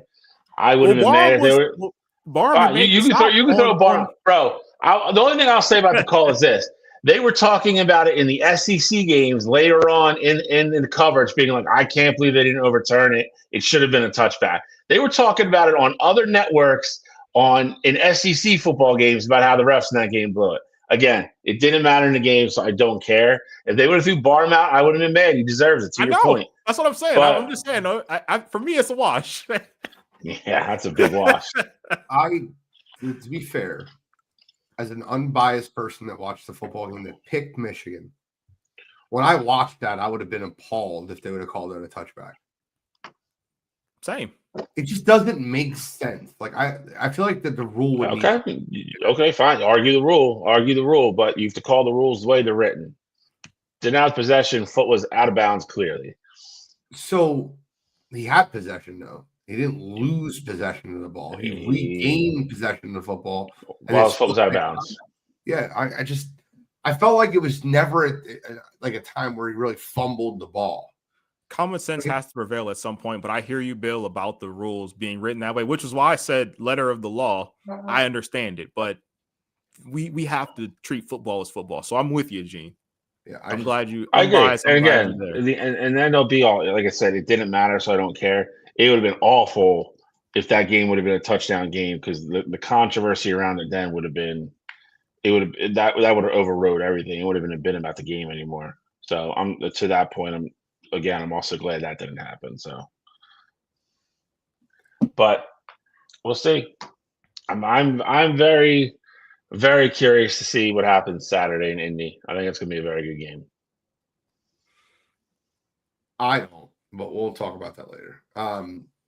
Control, point us in directions. Yeah, so I mean, the other thing I kind of wanted to just have a small discussion on here before we kind of break down conference championship week here. You had A&M ultimately lost last week, so Texas is now kind of on that bubble there. Vandy's also on that bubble. You got Miami, BYU, Notre Dame. I don't have the full rankings. Like, I don't have like a slide for anything like that there. But right now, Notre Dame is the cutoff at the 10 spot, and it's looking like it's going to be some variation of the ACC winner, the American winner, and then if JMU, takes care of business, and let's say Duke wins the ACC, you're going to have two conference champions for the last 2 spots there. As far as that goes there, what kind of chaos this upcoming weekend do you see potentially happening where we see, do you see Texas get in? Do you see Miami get in? Do you see Alabama potentially getting left out with a bad loss to Georgia? Like, any chaos you guys see potentially happening this upcoming weekend? With the college football rankings, Texas is eliminated. They have no chance of getting it. There's zero chance of getting it. You say that, but 13. You say that, but they went up. I guess my issue would be, well, I mean, listen, the rankings in general are dog shit. But I mean, Vanderbilt won 5 in a row, 3 of which were ranked wins, and they didn't move up a spot. I don't know how that happens.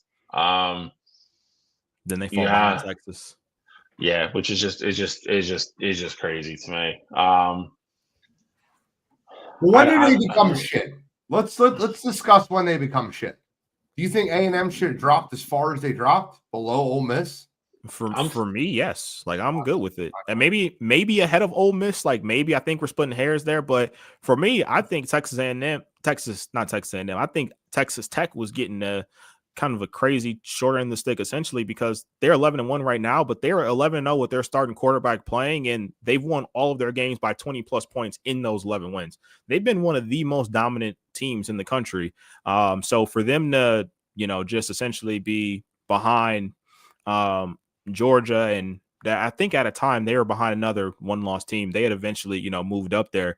But Oregon has been playing really good football as of late. Ole Miss, even before, Lane's no longer there. So, I think the argument could be made they slot in between Oregon and Ole Miss, but I don't think it's crazy that they've, fell back that far to a Texas team who has been underwhelming, to put it lightly. I would just say there's been no consistency. A lot of other teams have lost to ranked teams and fallen 2 or 3 spots. To be on the road and lose to Texas, who, depending on who you talk to, everybody thinks should be the exception to every rule and be the 3-loss team that gets in. I think they should be ahead of Ole Miss, especially without having Lane Kiffin now. I think obviously be behind Georgia and Oregon is probably fair. But they were, number 3 pretty much the entire year, start to finish, once they started winning. So that's a little rough for me. The Vanderbilt thing is just an absolute joke. Alabama has to win. If they lose to Georgia, they're out. You think? I do. Let's discuss it. Ohio State's in. There's too many good teams that have really, really good resumes with 2 losses. Like you just can't. Again, I've been on the horse of saying how that loss to Florida has to matter for Texas. Sorry, Alabama's loss to Florida State isn't that bad, but it's still a bad loss. It's if you're telling me it comes down between them and Vanderbilt's got 1 less loss and it's the same amount of ranked wins, sorry. It come down to them, Vanderbilt. My question would be, you're penalizing a team for losing in a championship game while another team would leapfrog them for not playing in a championship game. That's the problem with this whole system. And look, that's why you don't lose to Florida State. You're not wrong, but there's the whole point about this is winning football games, and all we keep talking about is who you're losing to. It's so ass backwards. If you lose a game and somebody else wins a game, they should get rewarded for it. I don't care who you lose to. Notre Dame has scheduled themselves the most cupcake back end of the schedule of all time. And they got punished for it. Like I said they would. But they're 10th, right? Alabama's 9th. If Alabama loses to Georgia, does Notre Dame leapfrog them? Does Miami leapfrog them, who's 12th? Well, Notre Dame now is in. They're the cutoff. Notre Dame is the 10th cutoff. Unless Duke beats Virginia. Notre Dame is praying for chalk right now, is what Notre Dame is praying for. Duke beating Virginia could be a Power 4 team not having a playoff team in the ACC. If Duke beats Virginia, the ACC has no one that makes the playoffs. Correct. No one. Which would be insanity, because then you'd have either North Texas or Tulane, and then you'd also have JMU, as long as they take care of business in the Sun Belt Championship. Right. So, I think it could really get crazy too if, we're not talking about it, but in the Big 12 championship game, if BYU goes out and somehow, some way beats Texas Tech, BYU is an 11-1 team right now. Texas Tech, I think at this point, is in no matter what happens in that football game. So BYU would essentially be stealing a spot there as well. And then Notre Dame's on the outside looking in. If BYU loses, though, BYU is the meat in between Notre Dame and Miami. If you're the committee, you have to look at Notre Dame and Miami are going to be right next to each other. And if both teams are sitting there at 10-2, I know they're both idle, but if both teams are there at 10-2 and they've played head-to-head, how can you not move Miami ahead of Notre Dame in that situation? I wouldn't understand it if that was the case. You have a buffer between them right now, so it's I still don't agree with it, but I can at least hear it, I guess, now. But if you have them side by side, you have to move Miami up if they're both 10-2 right next to each other. And then to Gene's other point, you have BYU then, who both their losses would be A, on the road, and B, on a neutral site to the same team.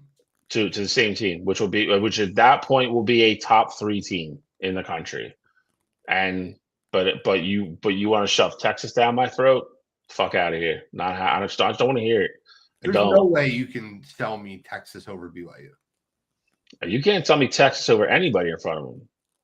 Agreed. There's not for me. Texas over BYU.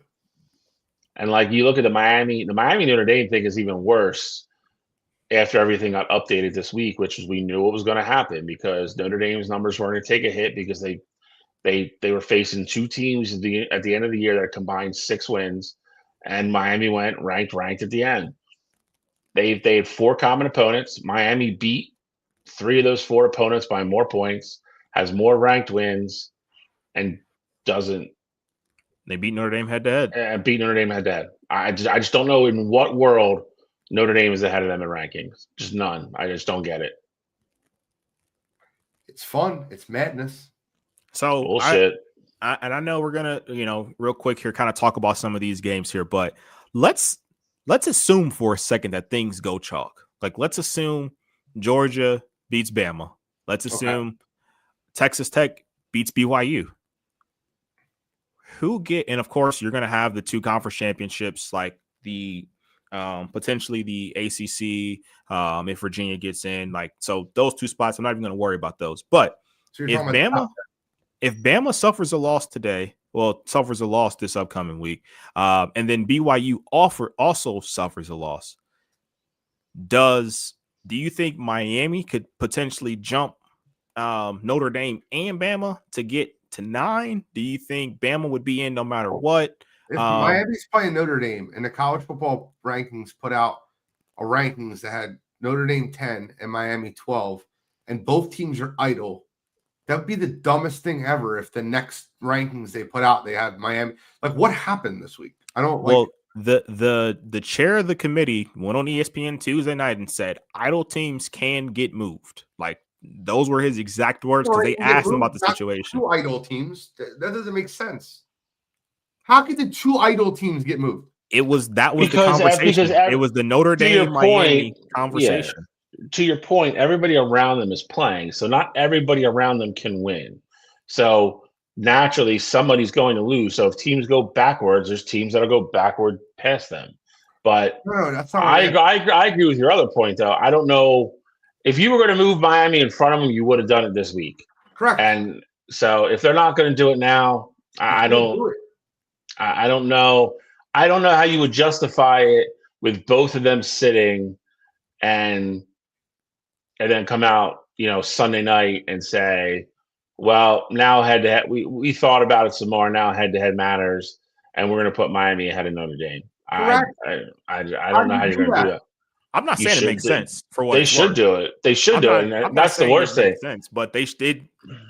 That's the right thing to do. I'm saying it is right ultimately go in the room and say, hey, we're going to course correct here. We're looking at everything on paper. These 2 teams are here. And the crazy thing about it, too, is that if you think about the committee, it doesn't necessarily just have to be them coming out and say, hey, Miami is ultimately going to be 1 slot ahead of Notre Dame. It's a whole bunch of people in one room voting on, like, they have different rankings. So all it takes is, potentially 2-3 people to say, you know what, Miami should be ahead of Notre Dame for this thing to really get flipped upside down. So, like, they don't have to, like, get everybody in the room to agree on this. We don't know how close it is as far as votes for Miami and Notre Dame. And without BYU in the middle of that, I do think there's a possibility that we see the change happen.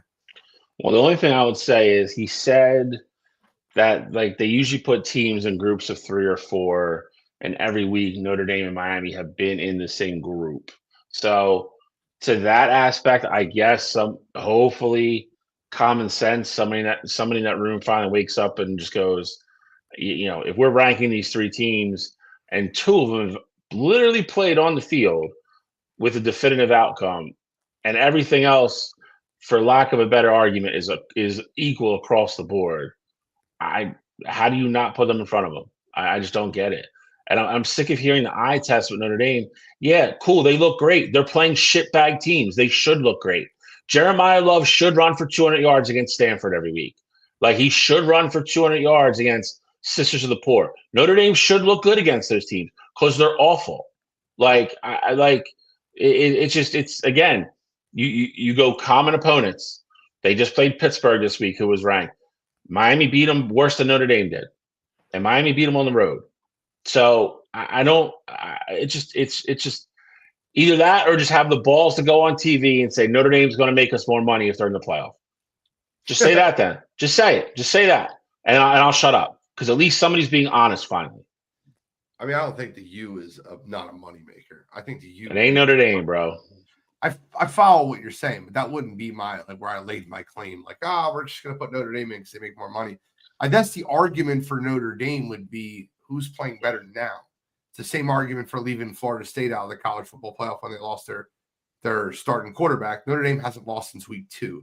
Their 2 losses are to number 12 at Miami and to at home versus A&M, who's now number 7, number 3 all year. That's their 2 losses, whereas Miami has way worse losses than Notre Dame does. If Notre Dame lost to Miami by 3 and they play them on a neutral site, you would that's not really a fair argument that they played in Miami. I'm arguing for Notre Dame in this scenario, which I don't agree with. But my point being is I'm trying to give you the other side of the coin. I understand the argument for Notre Dame. I get the other side of the coin for sure. I think, though, at a point, we put everything out there on paper. And at the end of the day, if all things are equal, because while you're right, like Notre Dame's losses are better, Miami's wins are better. And if you're looking at that and you're saying, okay, well, we got 1 check mark for Miami in this situation, 1 check from Notre Dame there. I don't have to think about who's better on the field, whether it happened week 1, happened week 6, it happened week 12. Miami, and it was a field I don't care. I saw the football game this season. I saw it happen this season. So home field doesn't matter? Of course, it doesn't matter. You're talking about imagination stuff or something that really happened. They played. Notre Dame had their shot to beat them. They didn't do it. Correct. So how do you penalize Miami? You're penalizing Miami for winning a home game? That's your argument? Oh, they won the game by 3. And they won. Exactly. Who cares? The loss to Miami is not as bad as the loss Miami took to SMU and to Louisville. SMU was 40 seconds away from going to the ACC championship game. So you're right. That's changing it. The losses are worse, but when you look at Notre Dame's best win, Notre Dame doesn't have even close to a win as what Miami does. Notre Dame's best win is Miami's 4th best win. Yeah. So Notre Dame's best win is USC probably. And that would be Miami's. That's the hill you want to die on. Yeah. No, they said 4th. They said by metrics, Notre Dame's best win is Miami's 4th strongest win. Let's get into pick 'em. I'm not. Well, you guys will break down obviously the championship game. Is there a championship game that happens Friday? That's like a relevant one because I know you guys do coast to coast Saturday. Had it up. Let's see. I think somebody else playing Friday. Who? I just had it up. Who plays Friday? Friday, North Texas and Tulane. That's going to be one. That's going to be one playoff spot. Okay. Winner of that is guaranteed a spot in the playoff. So, we got to talk about number 1 and 2. He's right. We got to talk about it. Well, I picked it, so I'll talk about it then. We're doing like a real pick. We're just gonna pick the game. Do you want to talk about Ohio State versus Indiana? I don't know why we wouldn't. All right, bring it up. Let's go. I mean, where you see it going? You know where I'm going with it. So we're just going to Shally. He's got his head in his phone. I think it's gonna be a really good game. I think it's gonna be a close game. I think the closest thing you really have to that you could put up for Indiana defensively. They played Iowa and they went to Oregon and beat Oregon, who has a really good defense. I think they'll be able to move the ball. I think if somebody gets to 30, they win, and it'll probably be Ohio State. But I don't think this is a one-sided football game at all. I think Indiana's tough. I think they'll come in there with a chip on their shoulder, and I think they will absolutely play a physical football game. I think that offense will have enough wrinkles to make Matt Patricia, definitely, I think, move some players and do some different things that he probably doesn't want to. And on the other side of the ball, I absolutely think Ohio State will be able to move the football and again make Indiana make adjustments, especially in the back half where they can struggle sometimes. So I like Ohio State to win, but I think it's a really good football game. I'll tell you what, Fernando Mendoza won't be scared to throw the ball down the field like Bryce Underwood was. That was embarrassing. Chow, would you support him transferring and getting a different quarterback? No, because in 2 years he's gonna be the best quarterback in the country. You're also forgetting that he doesn't call plays. Okay, but whatever you want to do, bro. Or you just love, like, you watch a half of a football game and then come up with these like crazy take. Okay. So you watched one Michigan game this year. Congrats. I watched 2 Michigan games this year. It was the second one. They played Michigan State. And he had like 240 yards in that game. He didn't throw the ball down the field. A lot of swings, a lot of screens. Okay. That's Julian the saying style. Okay, so that's his fault. I guess. Okay. He looks terrible. I'm just telling you the truth. Okay. We'll He's 18 years old. We will. I'm not going to bury a kid who started when he barely turned 18 with a bunch of young kids around him. We'll see if he's this way in 3 years or 2 years. He had 200 and some yards versus Michigan State. I thought he had 223 in that game or something. Interesting. Like he had 86. Oh, well. that was nothing. I don't watch enough Michigan football. You're right. You don't, but it's fine. You're right. I don't. But I knew I knew I watched him play Michigan State and he'd have 100 yards. When he said he had 200 and some yards, I looked it up. Okay. I'm like, he had 86. Okay. If you think he sucks, then that's you as a talent evaluator. We'll say he sucks. He could get better. He's young. Okay, you're right. I don't see it. Right. Trell told me for years. Trell told me for years that Drew Aller would be it, and I kept hanging on to that. He stunk. And then you told me for years that J.J. McCarthy is it, and he stinks. He's played 5 games. Okay, we'll see. The worst quarterback. You said Drake May was a bust last year, and the beginning of this year you said he sucked. Did I not say? Now, okay. So you can be wrong. I didn't say you hang on the fence. I'm not going to bury anybody who plays 5 games of football, dude. I didn't say J.J. McCarthy's going to be the best quarterback in the history of the NFL. He's played 5 games. Drake May played all year last year. You came on here knowing everything and said he sucks. Now he might win the MVP. Played 7 games. If you want to keep giving wrong stats, that's fine. 7, okay. 7 games. I just want to make sure we're giving the right stats. You make stuff up. Drake May a bust or not? Drake May played all year last year. You say he was a bust. Absolutely but probably going to win the MVP. Okay. So maybe you're wrong again. I can do that. How do we keep wrong about ever? Because I'm just not throwing anybody under the bus for playing 7 games of football. You hang on the fence. That's not a fence. I want to. Okay. Give an opinion. That is an opinion. I don't know. He hasn't played enough yet. He showed glimpses the first week where we let him down the game and Phil fucking won the game. He showed glimpses. What would you think? What would you say Bryce Underwood is?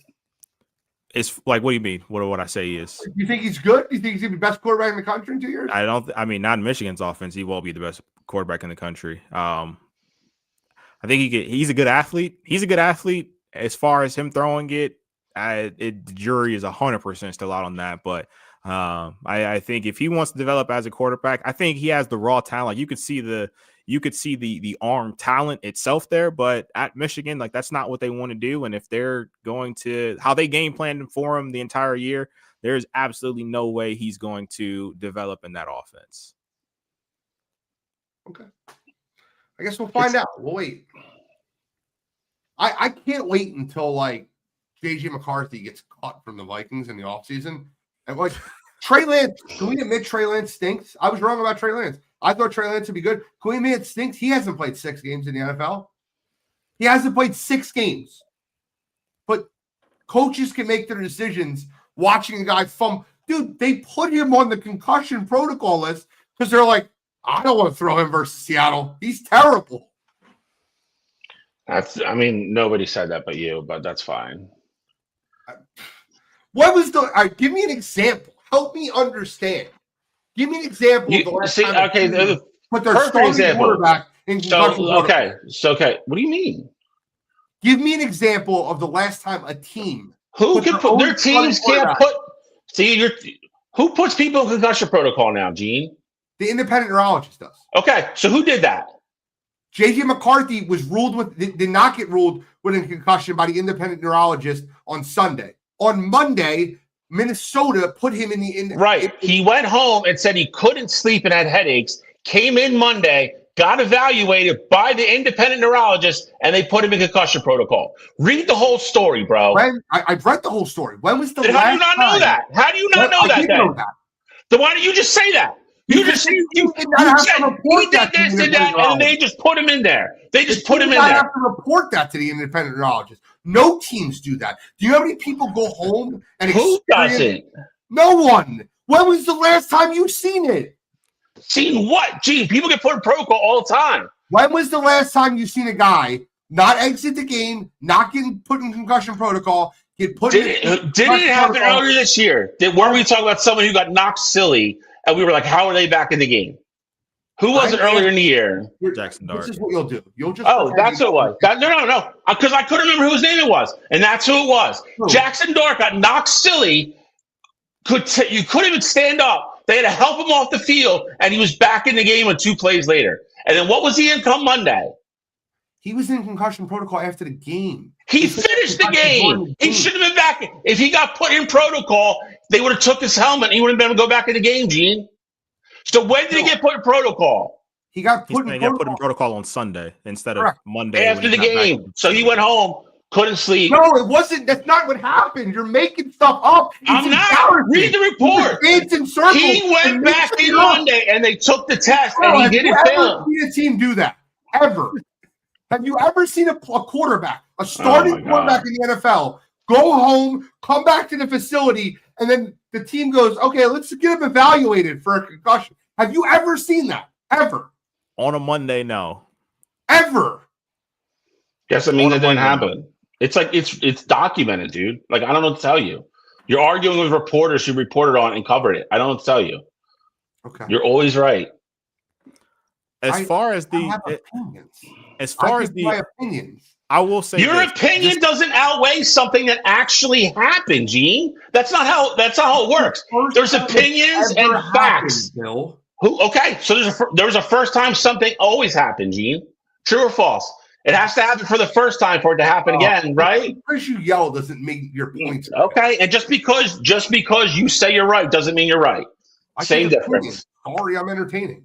Okay, opinions aren't right. Opinions are like assholes. Everybody has them. They're not facts. Right. They're not facts. People tune in to listen to our opinions. They're facts. You're arguing an opinion with a fact. No one would listen to you, Bill. Gene, I'm not talking about my opinion of what happened. I am talking about what actually happened. The way that it actually played out and happened. It's been reported on, and it's facts. You're arguing an opinion over something that actually happened. That's like saying 2 + 2 is 4, but your opinion is it equals 5. You're wrong. They're not the same thing. You're incorrect. Your report. So everything that the reporters say from the Minnesota Vikings reporting system, or what the Minnesota Vikings tell the media, is fact, right? That's what you're saying. So now everybody's lying. Now they're just lying about JJ. Every other team reports accurately about injuries, but now it's just JJ. Reporters lied before, Bill. Sure. Okay, so how is it fact if reporters have lied before? What facts do you have that it's wrong, Gene? The fact that it's never happened. Who cares? That's not a fact. That's not a fact. So you have no evidence whatsoever that they're lying. You got it, bud. You got it. JJ's a bust. Gene's right. Let's move on. Yep. Gene's opinions outweigh facts. 2 + 2 is 5. Let's move on. You're right. Let's move on. You got it, buddy. They tell the truth about everything else, but this one thing they're lying about just to appease you, Gene. Yep. You got it. Okay. Jesus Christ, I don't know how whatever. we got here from Underwood, but he stinks too. I know. So does Drew Aller, dude. So does Penn State. Drew Aller does stink. I can admit when I see something on the field and they stink. You can't. Oh God, I didn't say he played well, dude. I said he's on a bust. They're two different things. You just don't listen. I didn't say he was a bust. I said he stunk. I said, you said he was going to be the best quarterback in college football. Oh, wait. I thought I was supposed to give opinions. That's my opinion. That's my opinion. And I asked Contrell if he agreed with that opinion. That's my opinion. Why are you having that opinion, dummy? All right, let's get in the pick. I get 500. I'll take 500. I've been terrible in college football.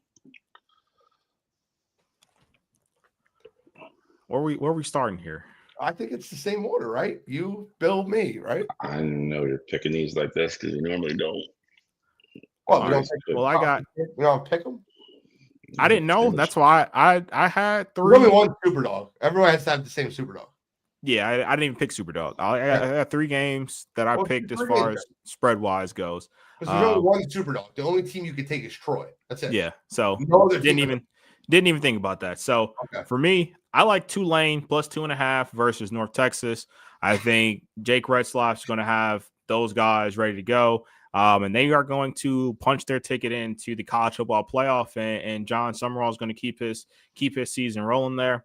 I like Georgia minus 2.5 versus Alabama to get revenge for their only regular season loss this year. I think the way that Georgia is starting to put it together on both sides of the football, I think they're playing great. And for the flip side of it, Bama's offense has just not been playing inspired at all. Ryan Williams has been a shell of himself out there for a guy who was considered, a top 5 receiver in all of college football. He's really gotten lost in that offense there.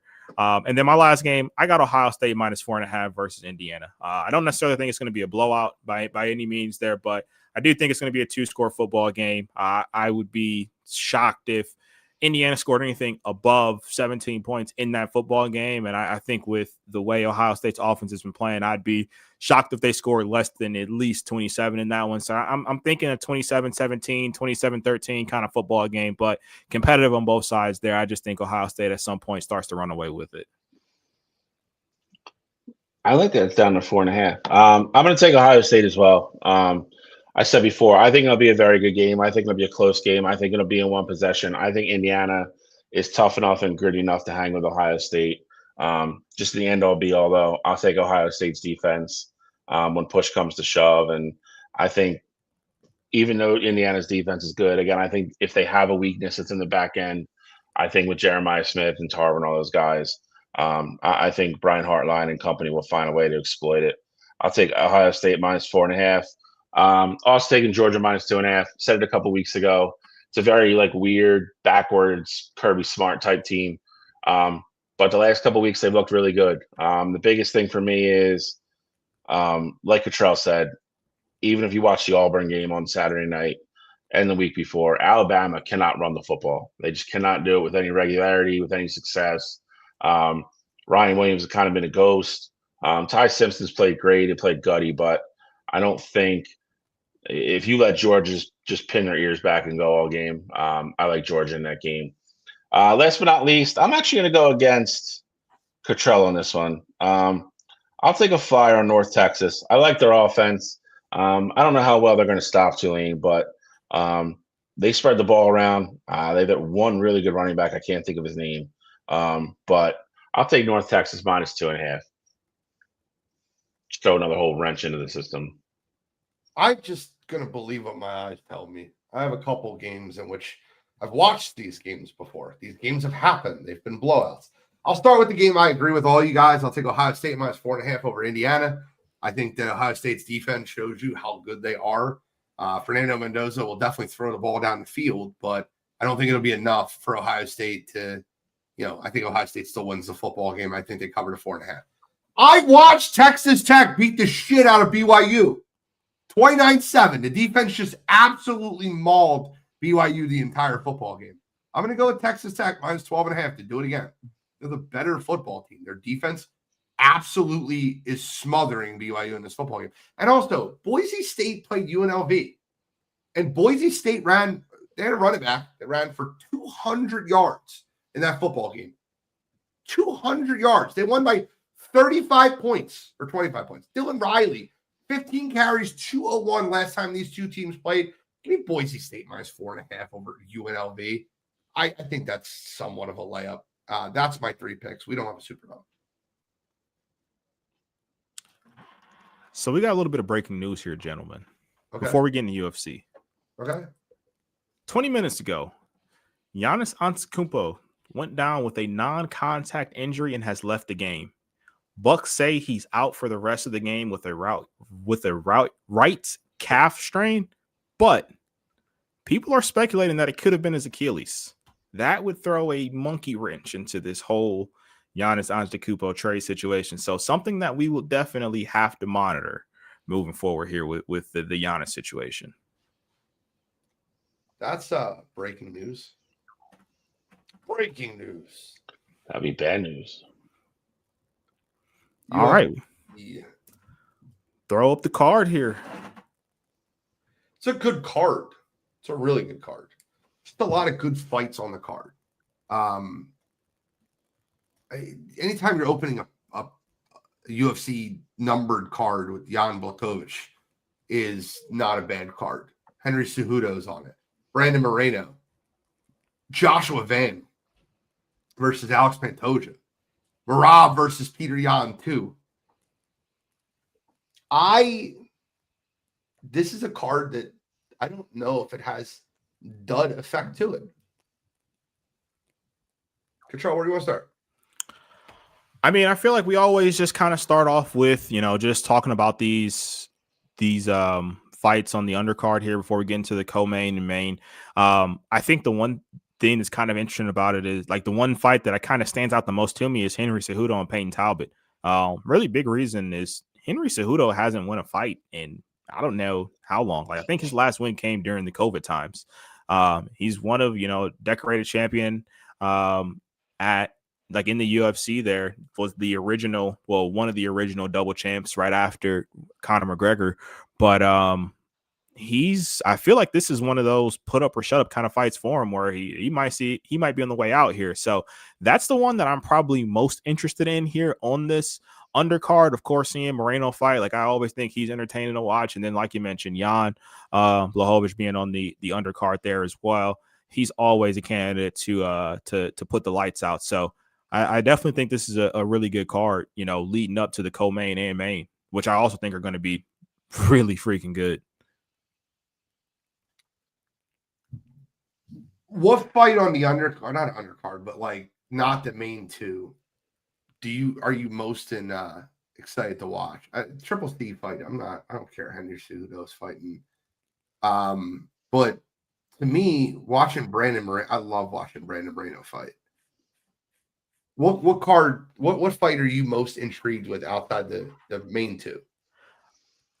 For me, it has to be Cejudo and Talbot. I like seeing Moreno fight, but I've seen Moreno fight Pantoja so many times. Like, I just feel like even with the Moreno win there, like we're going to be set up for potentially for another like rematch that we don't necessarily need. Like the flyweight division, I think is yearning for some new blood there. So I'm going to say the Cejudo Talbot fight because I want to see if Henry ever gets desperate. Like, does he press for a win? I'm looking forward to the Moreno versus Tara fight. I think it'll be a good overall fight. So it'll be interesting. Shall any undercard fight, any card outside the main that you're looking forward to watching? I'm with you on this one. I'm a big Brandon Moreno guy. Never a dull fight. I think he'll get in there, bang, and always has a game plan. But really, it's just never a lot of downtime in his fights. He likes to go. Likes to be aggressive. So I think that'll be a really good fight. And like I said, I'm a big Moreno guy, so hoping he pulls that out. Let's get into the main two fights on the card. Who do you guys like in the undercard? Joshua Van versus Alexander Pantoja. I'll start here. I think that this has upset written all over it. I like Joshua Van in this fight, and I accidentally, it was kind of accidentally, but I accidentally said Joshua Van first before Pantoja. And it's because I watched so many Joshua Van fights, and I like him a lot. I like the way he fights, particularly his last few fights. When he beat Brandon Royval, he did it very. It was very decisive to me, and Royval's just as good of a fighter as a lot of these guys on this card. Joshua Van beating him, it felt like the turning point for Joshua Van. I think he wins the fight over Pantoja. I think he wins. I think it's a decision. I think it's a very back and forth fight, but I'll take Van by decision. I like Pantoja by decision. I do agree. I think this is going to be a really good fight. I think it'll be a back and forth fight. Van definitely, to your point, has what it takes to win, I think. I think Pantoja is going to be on his game for sure.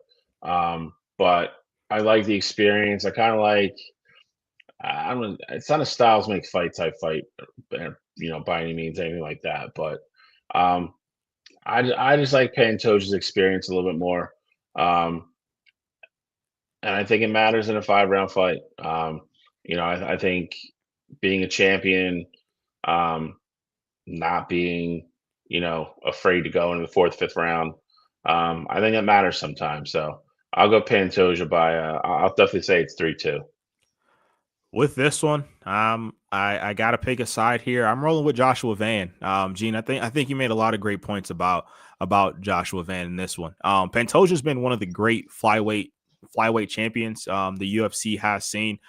He's been defending that belt, a ton, and he's been doing it in dominant fashion. But on the flip side of it, like the Brandon Royval win it's good on the surface alone. Like it holds its own merit. But when you think about what actually happened during that time frame, Royval wasn't even supposed to be fighting Van. Van took that fight on short notice and went in and absolutely dominated. So for you to be able to do that, and that just lets me know that you 100% deserve to be here. And I think this fight specifically has Fight of the Night written all over it. These guys are going to stand and bang for 5 rounds. And if that's going to be the case, I like Joshua Van to get the advantage there. So I'm going to go Joshua Van by decision as well, same as Gene there. But do not be surprised if Joshua Van puts the lights out on Pantoja. And that's not a slight at Pantoja. Like I said, he's one of the great champions of the flyweight division.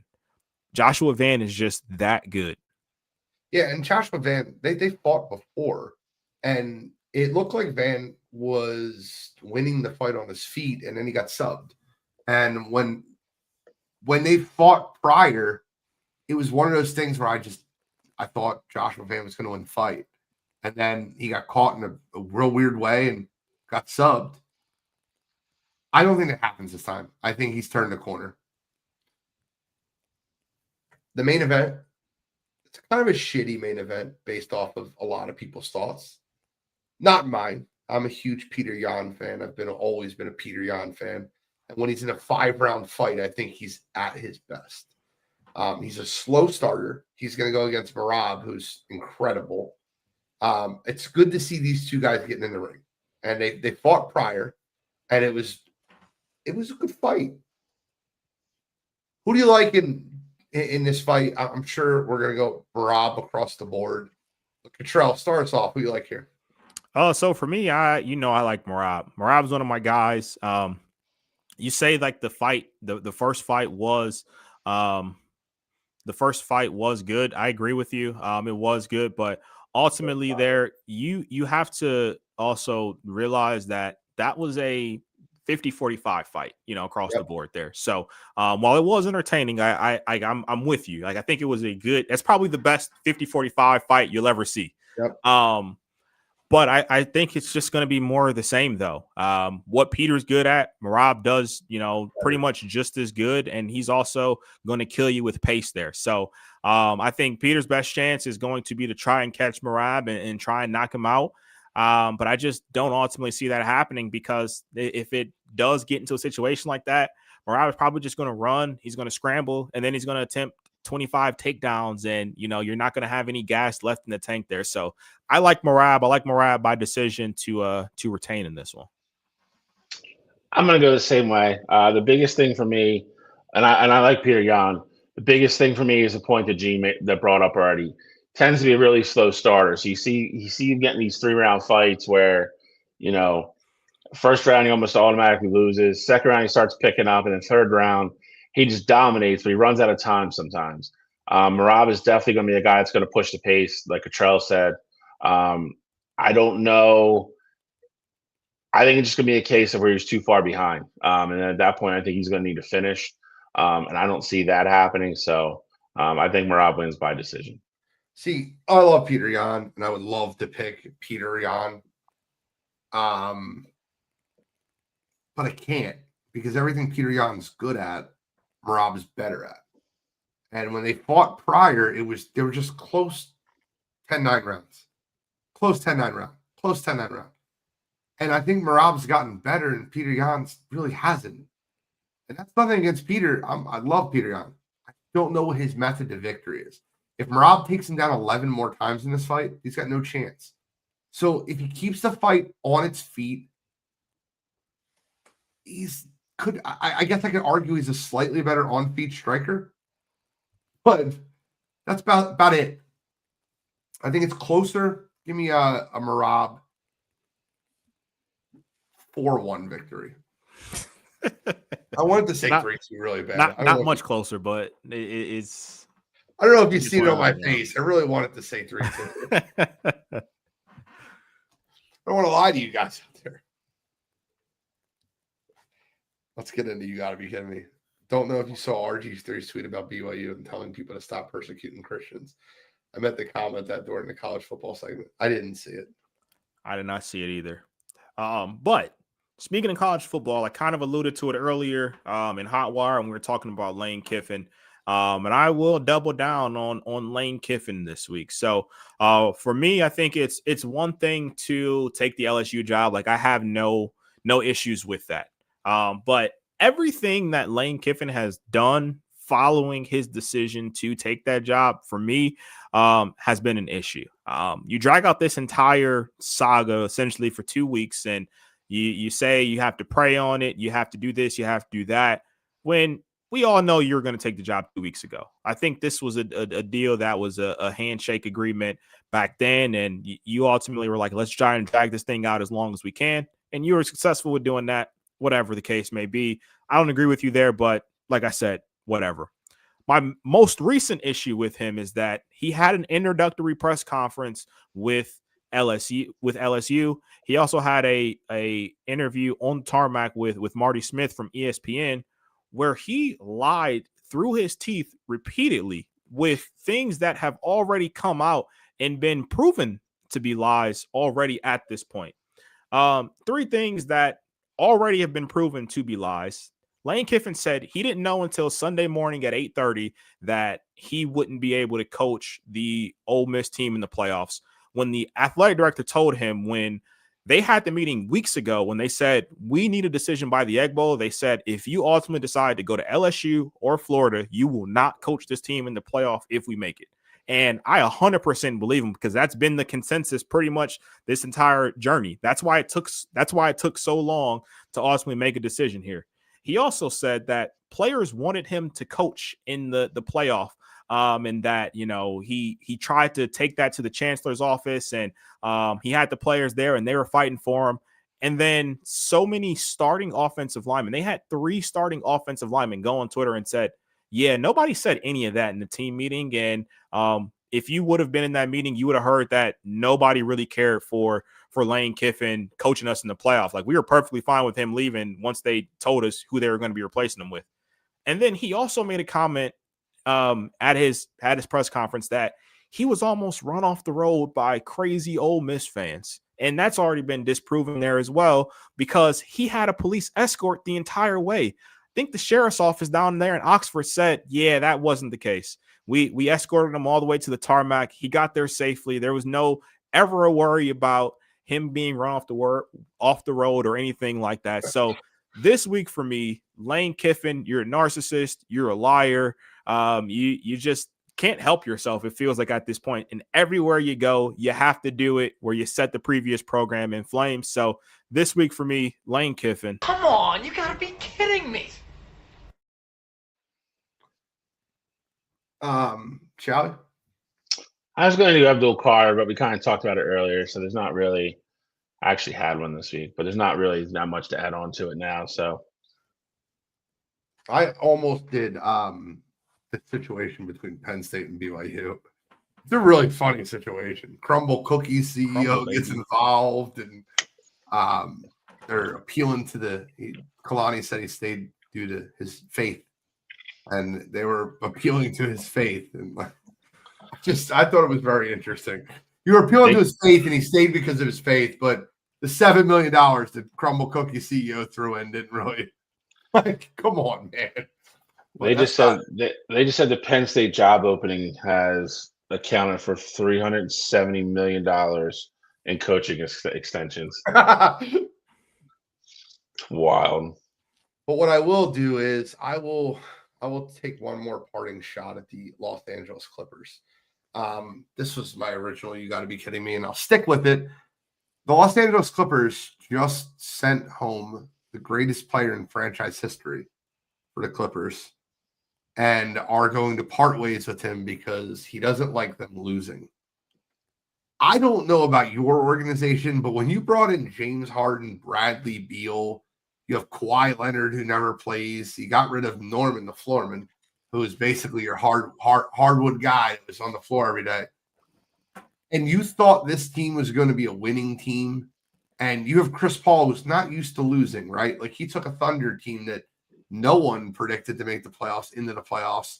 Now, obviously, SGA came out of that smelling like roses because he was the star in that situation.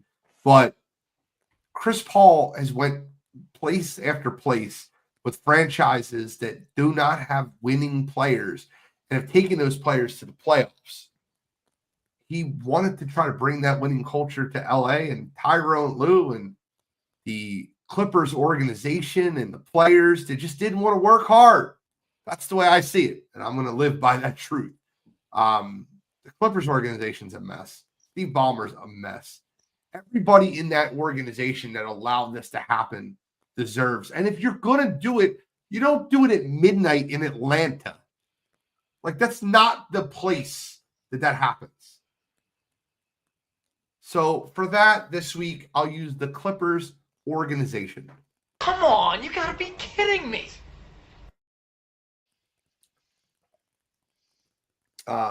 Any final thoughts, gentlemen?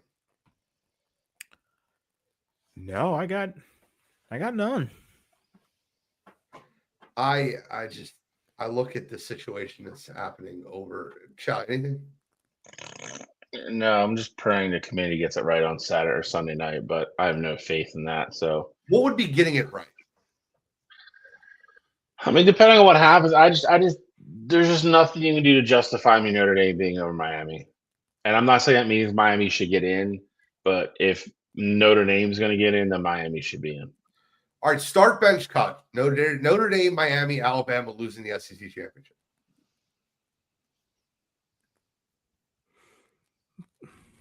Because that's what your argument is, right?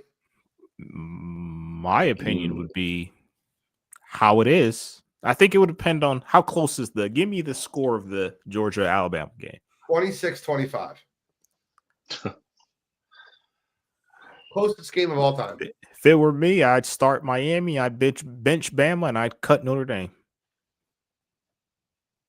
If it was that close. Yeah, that close. Yeah, definitely starting Miami. Notre Dame just hasn't beaten anybody.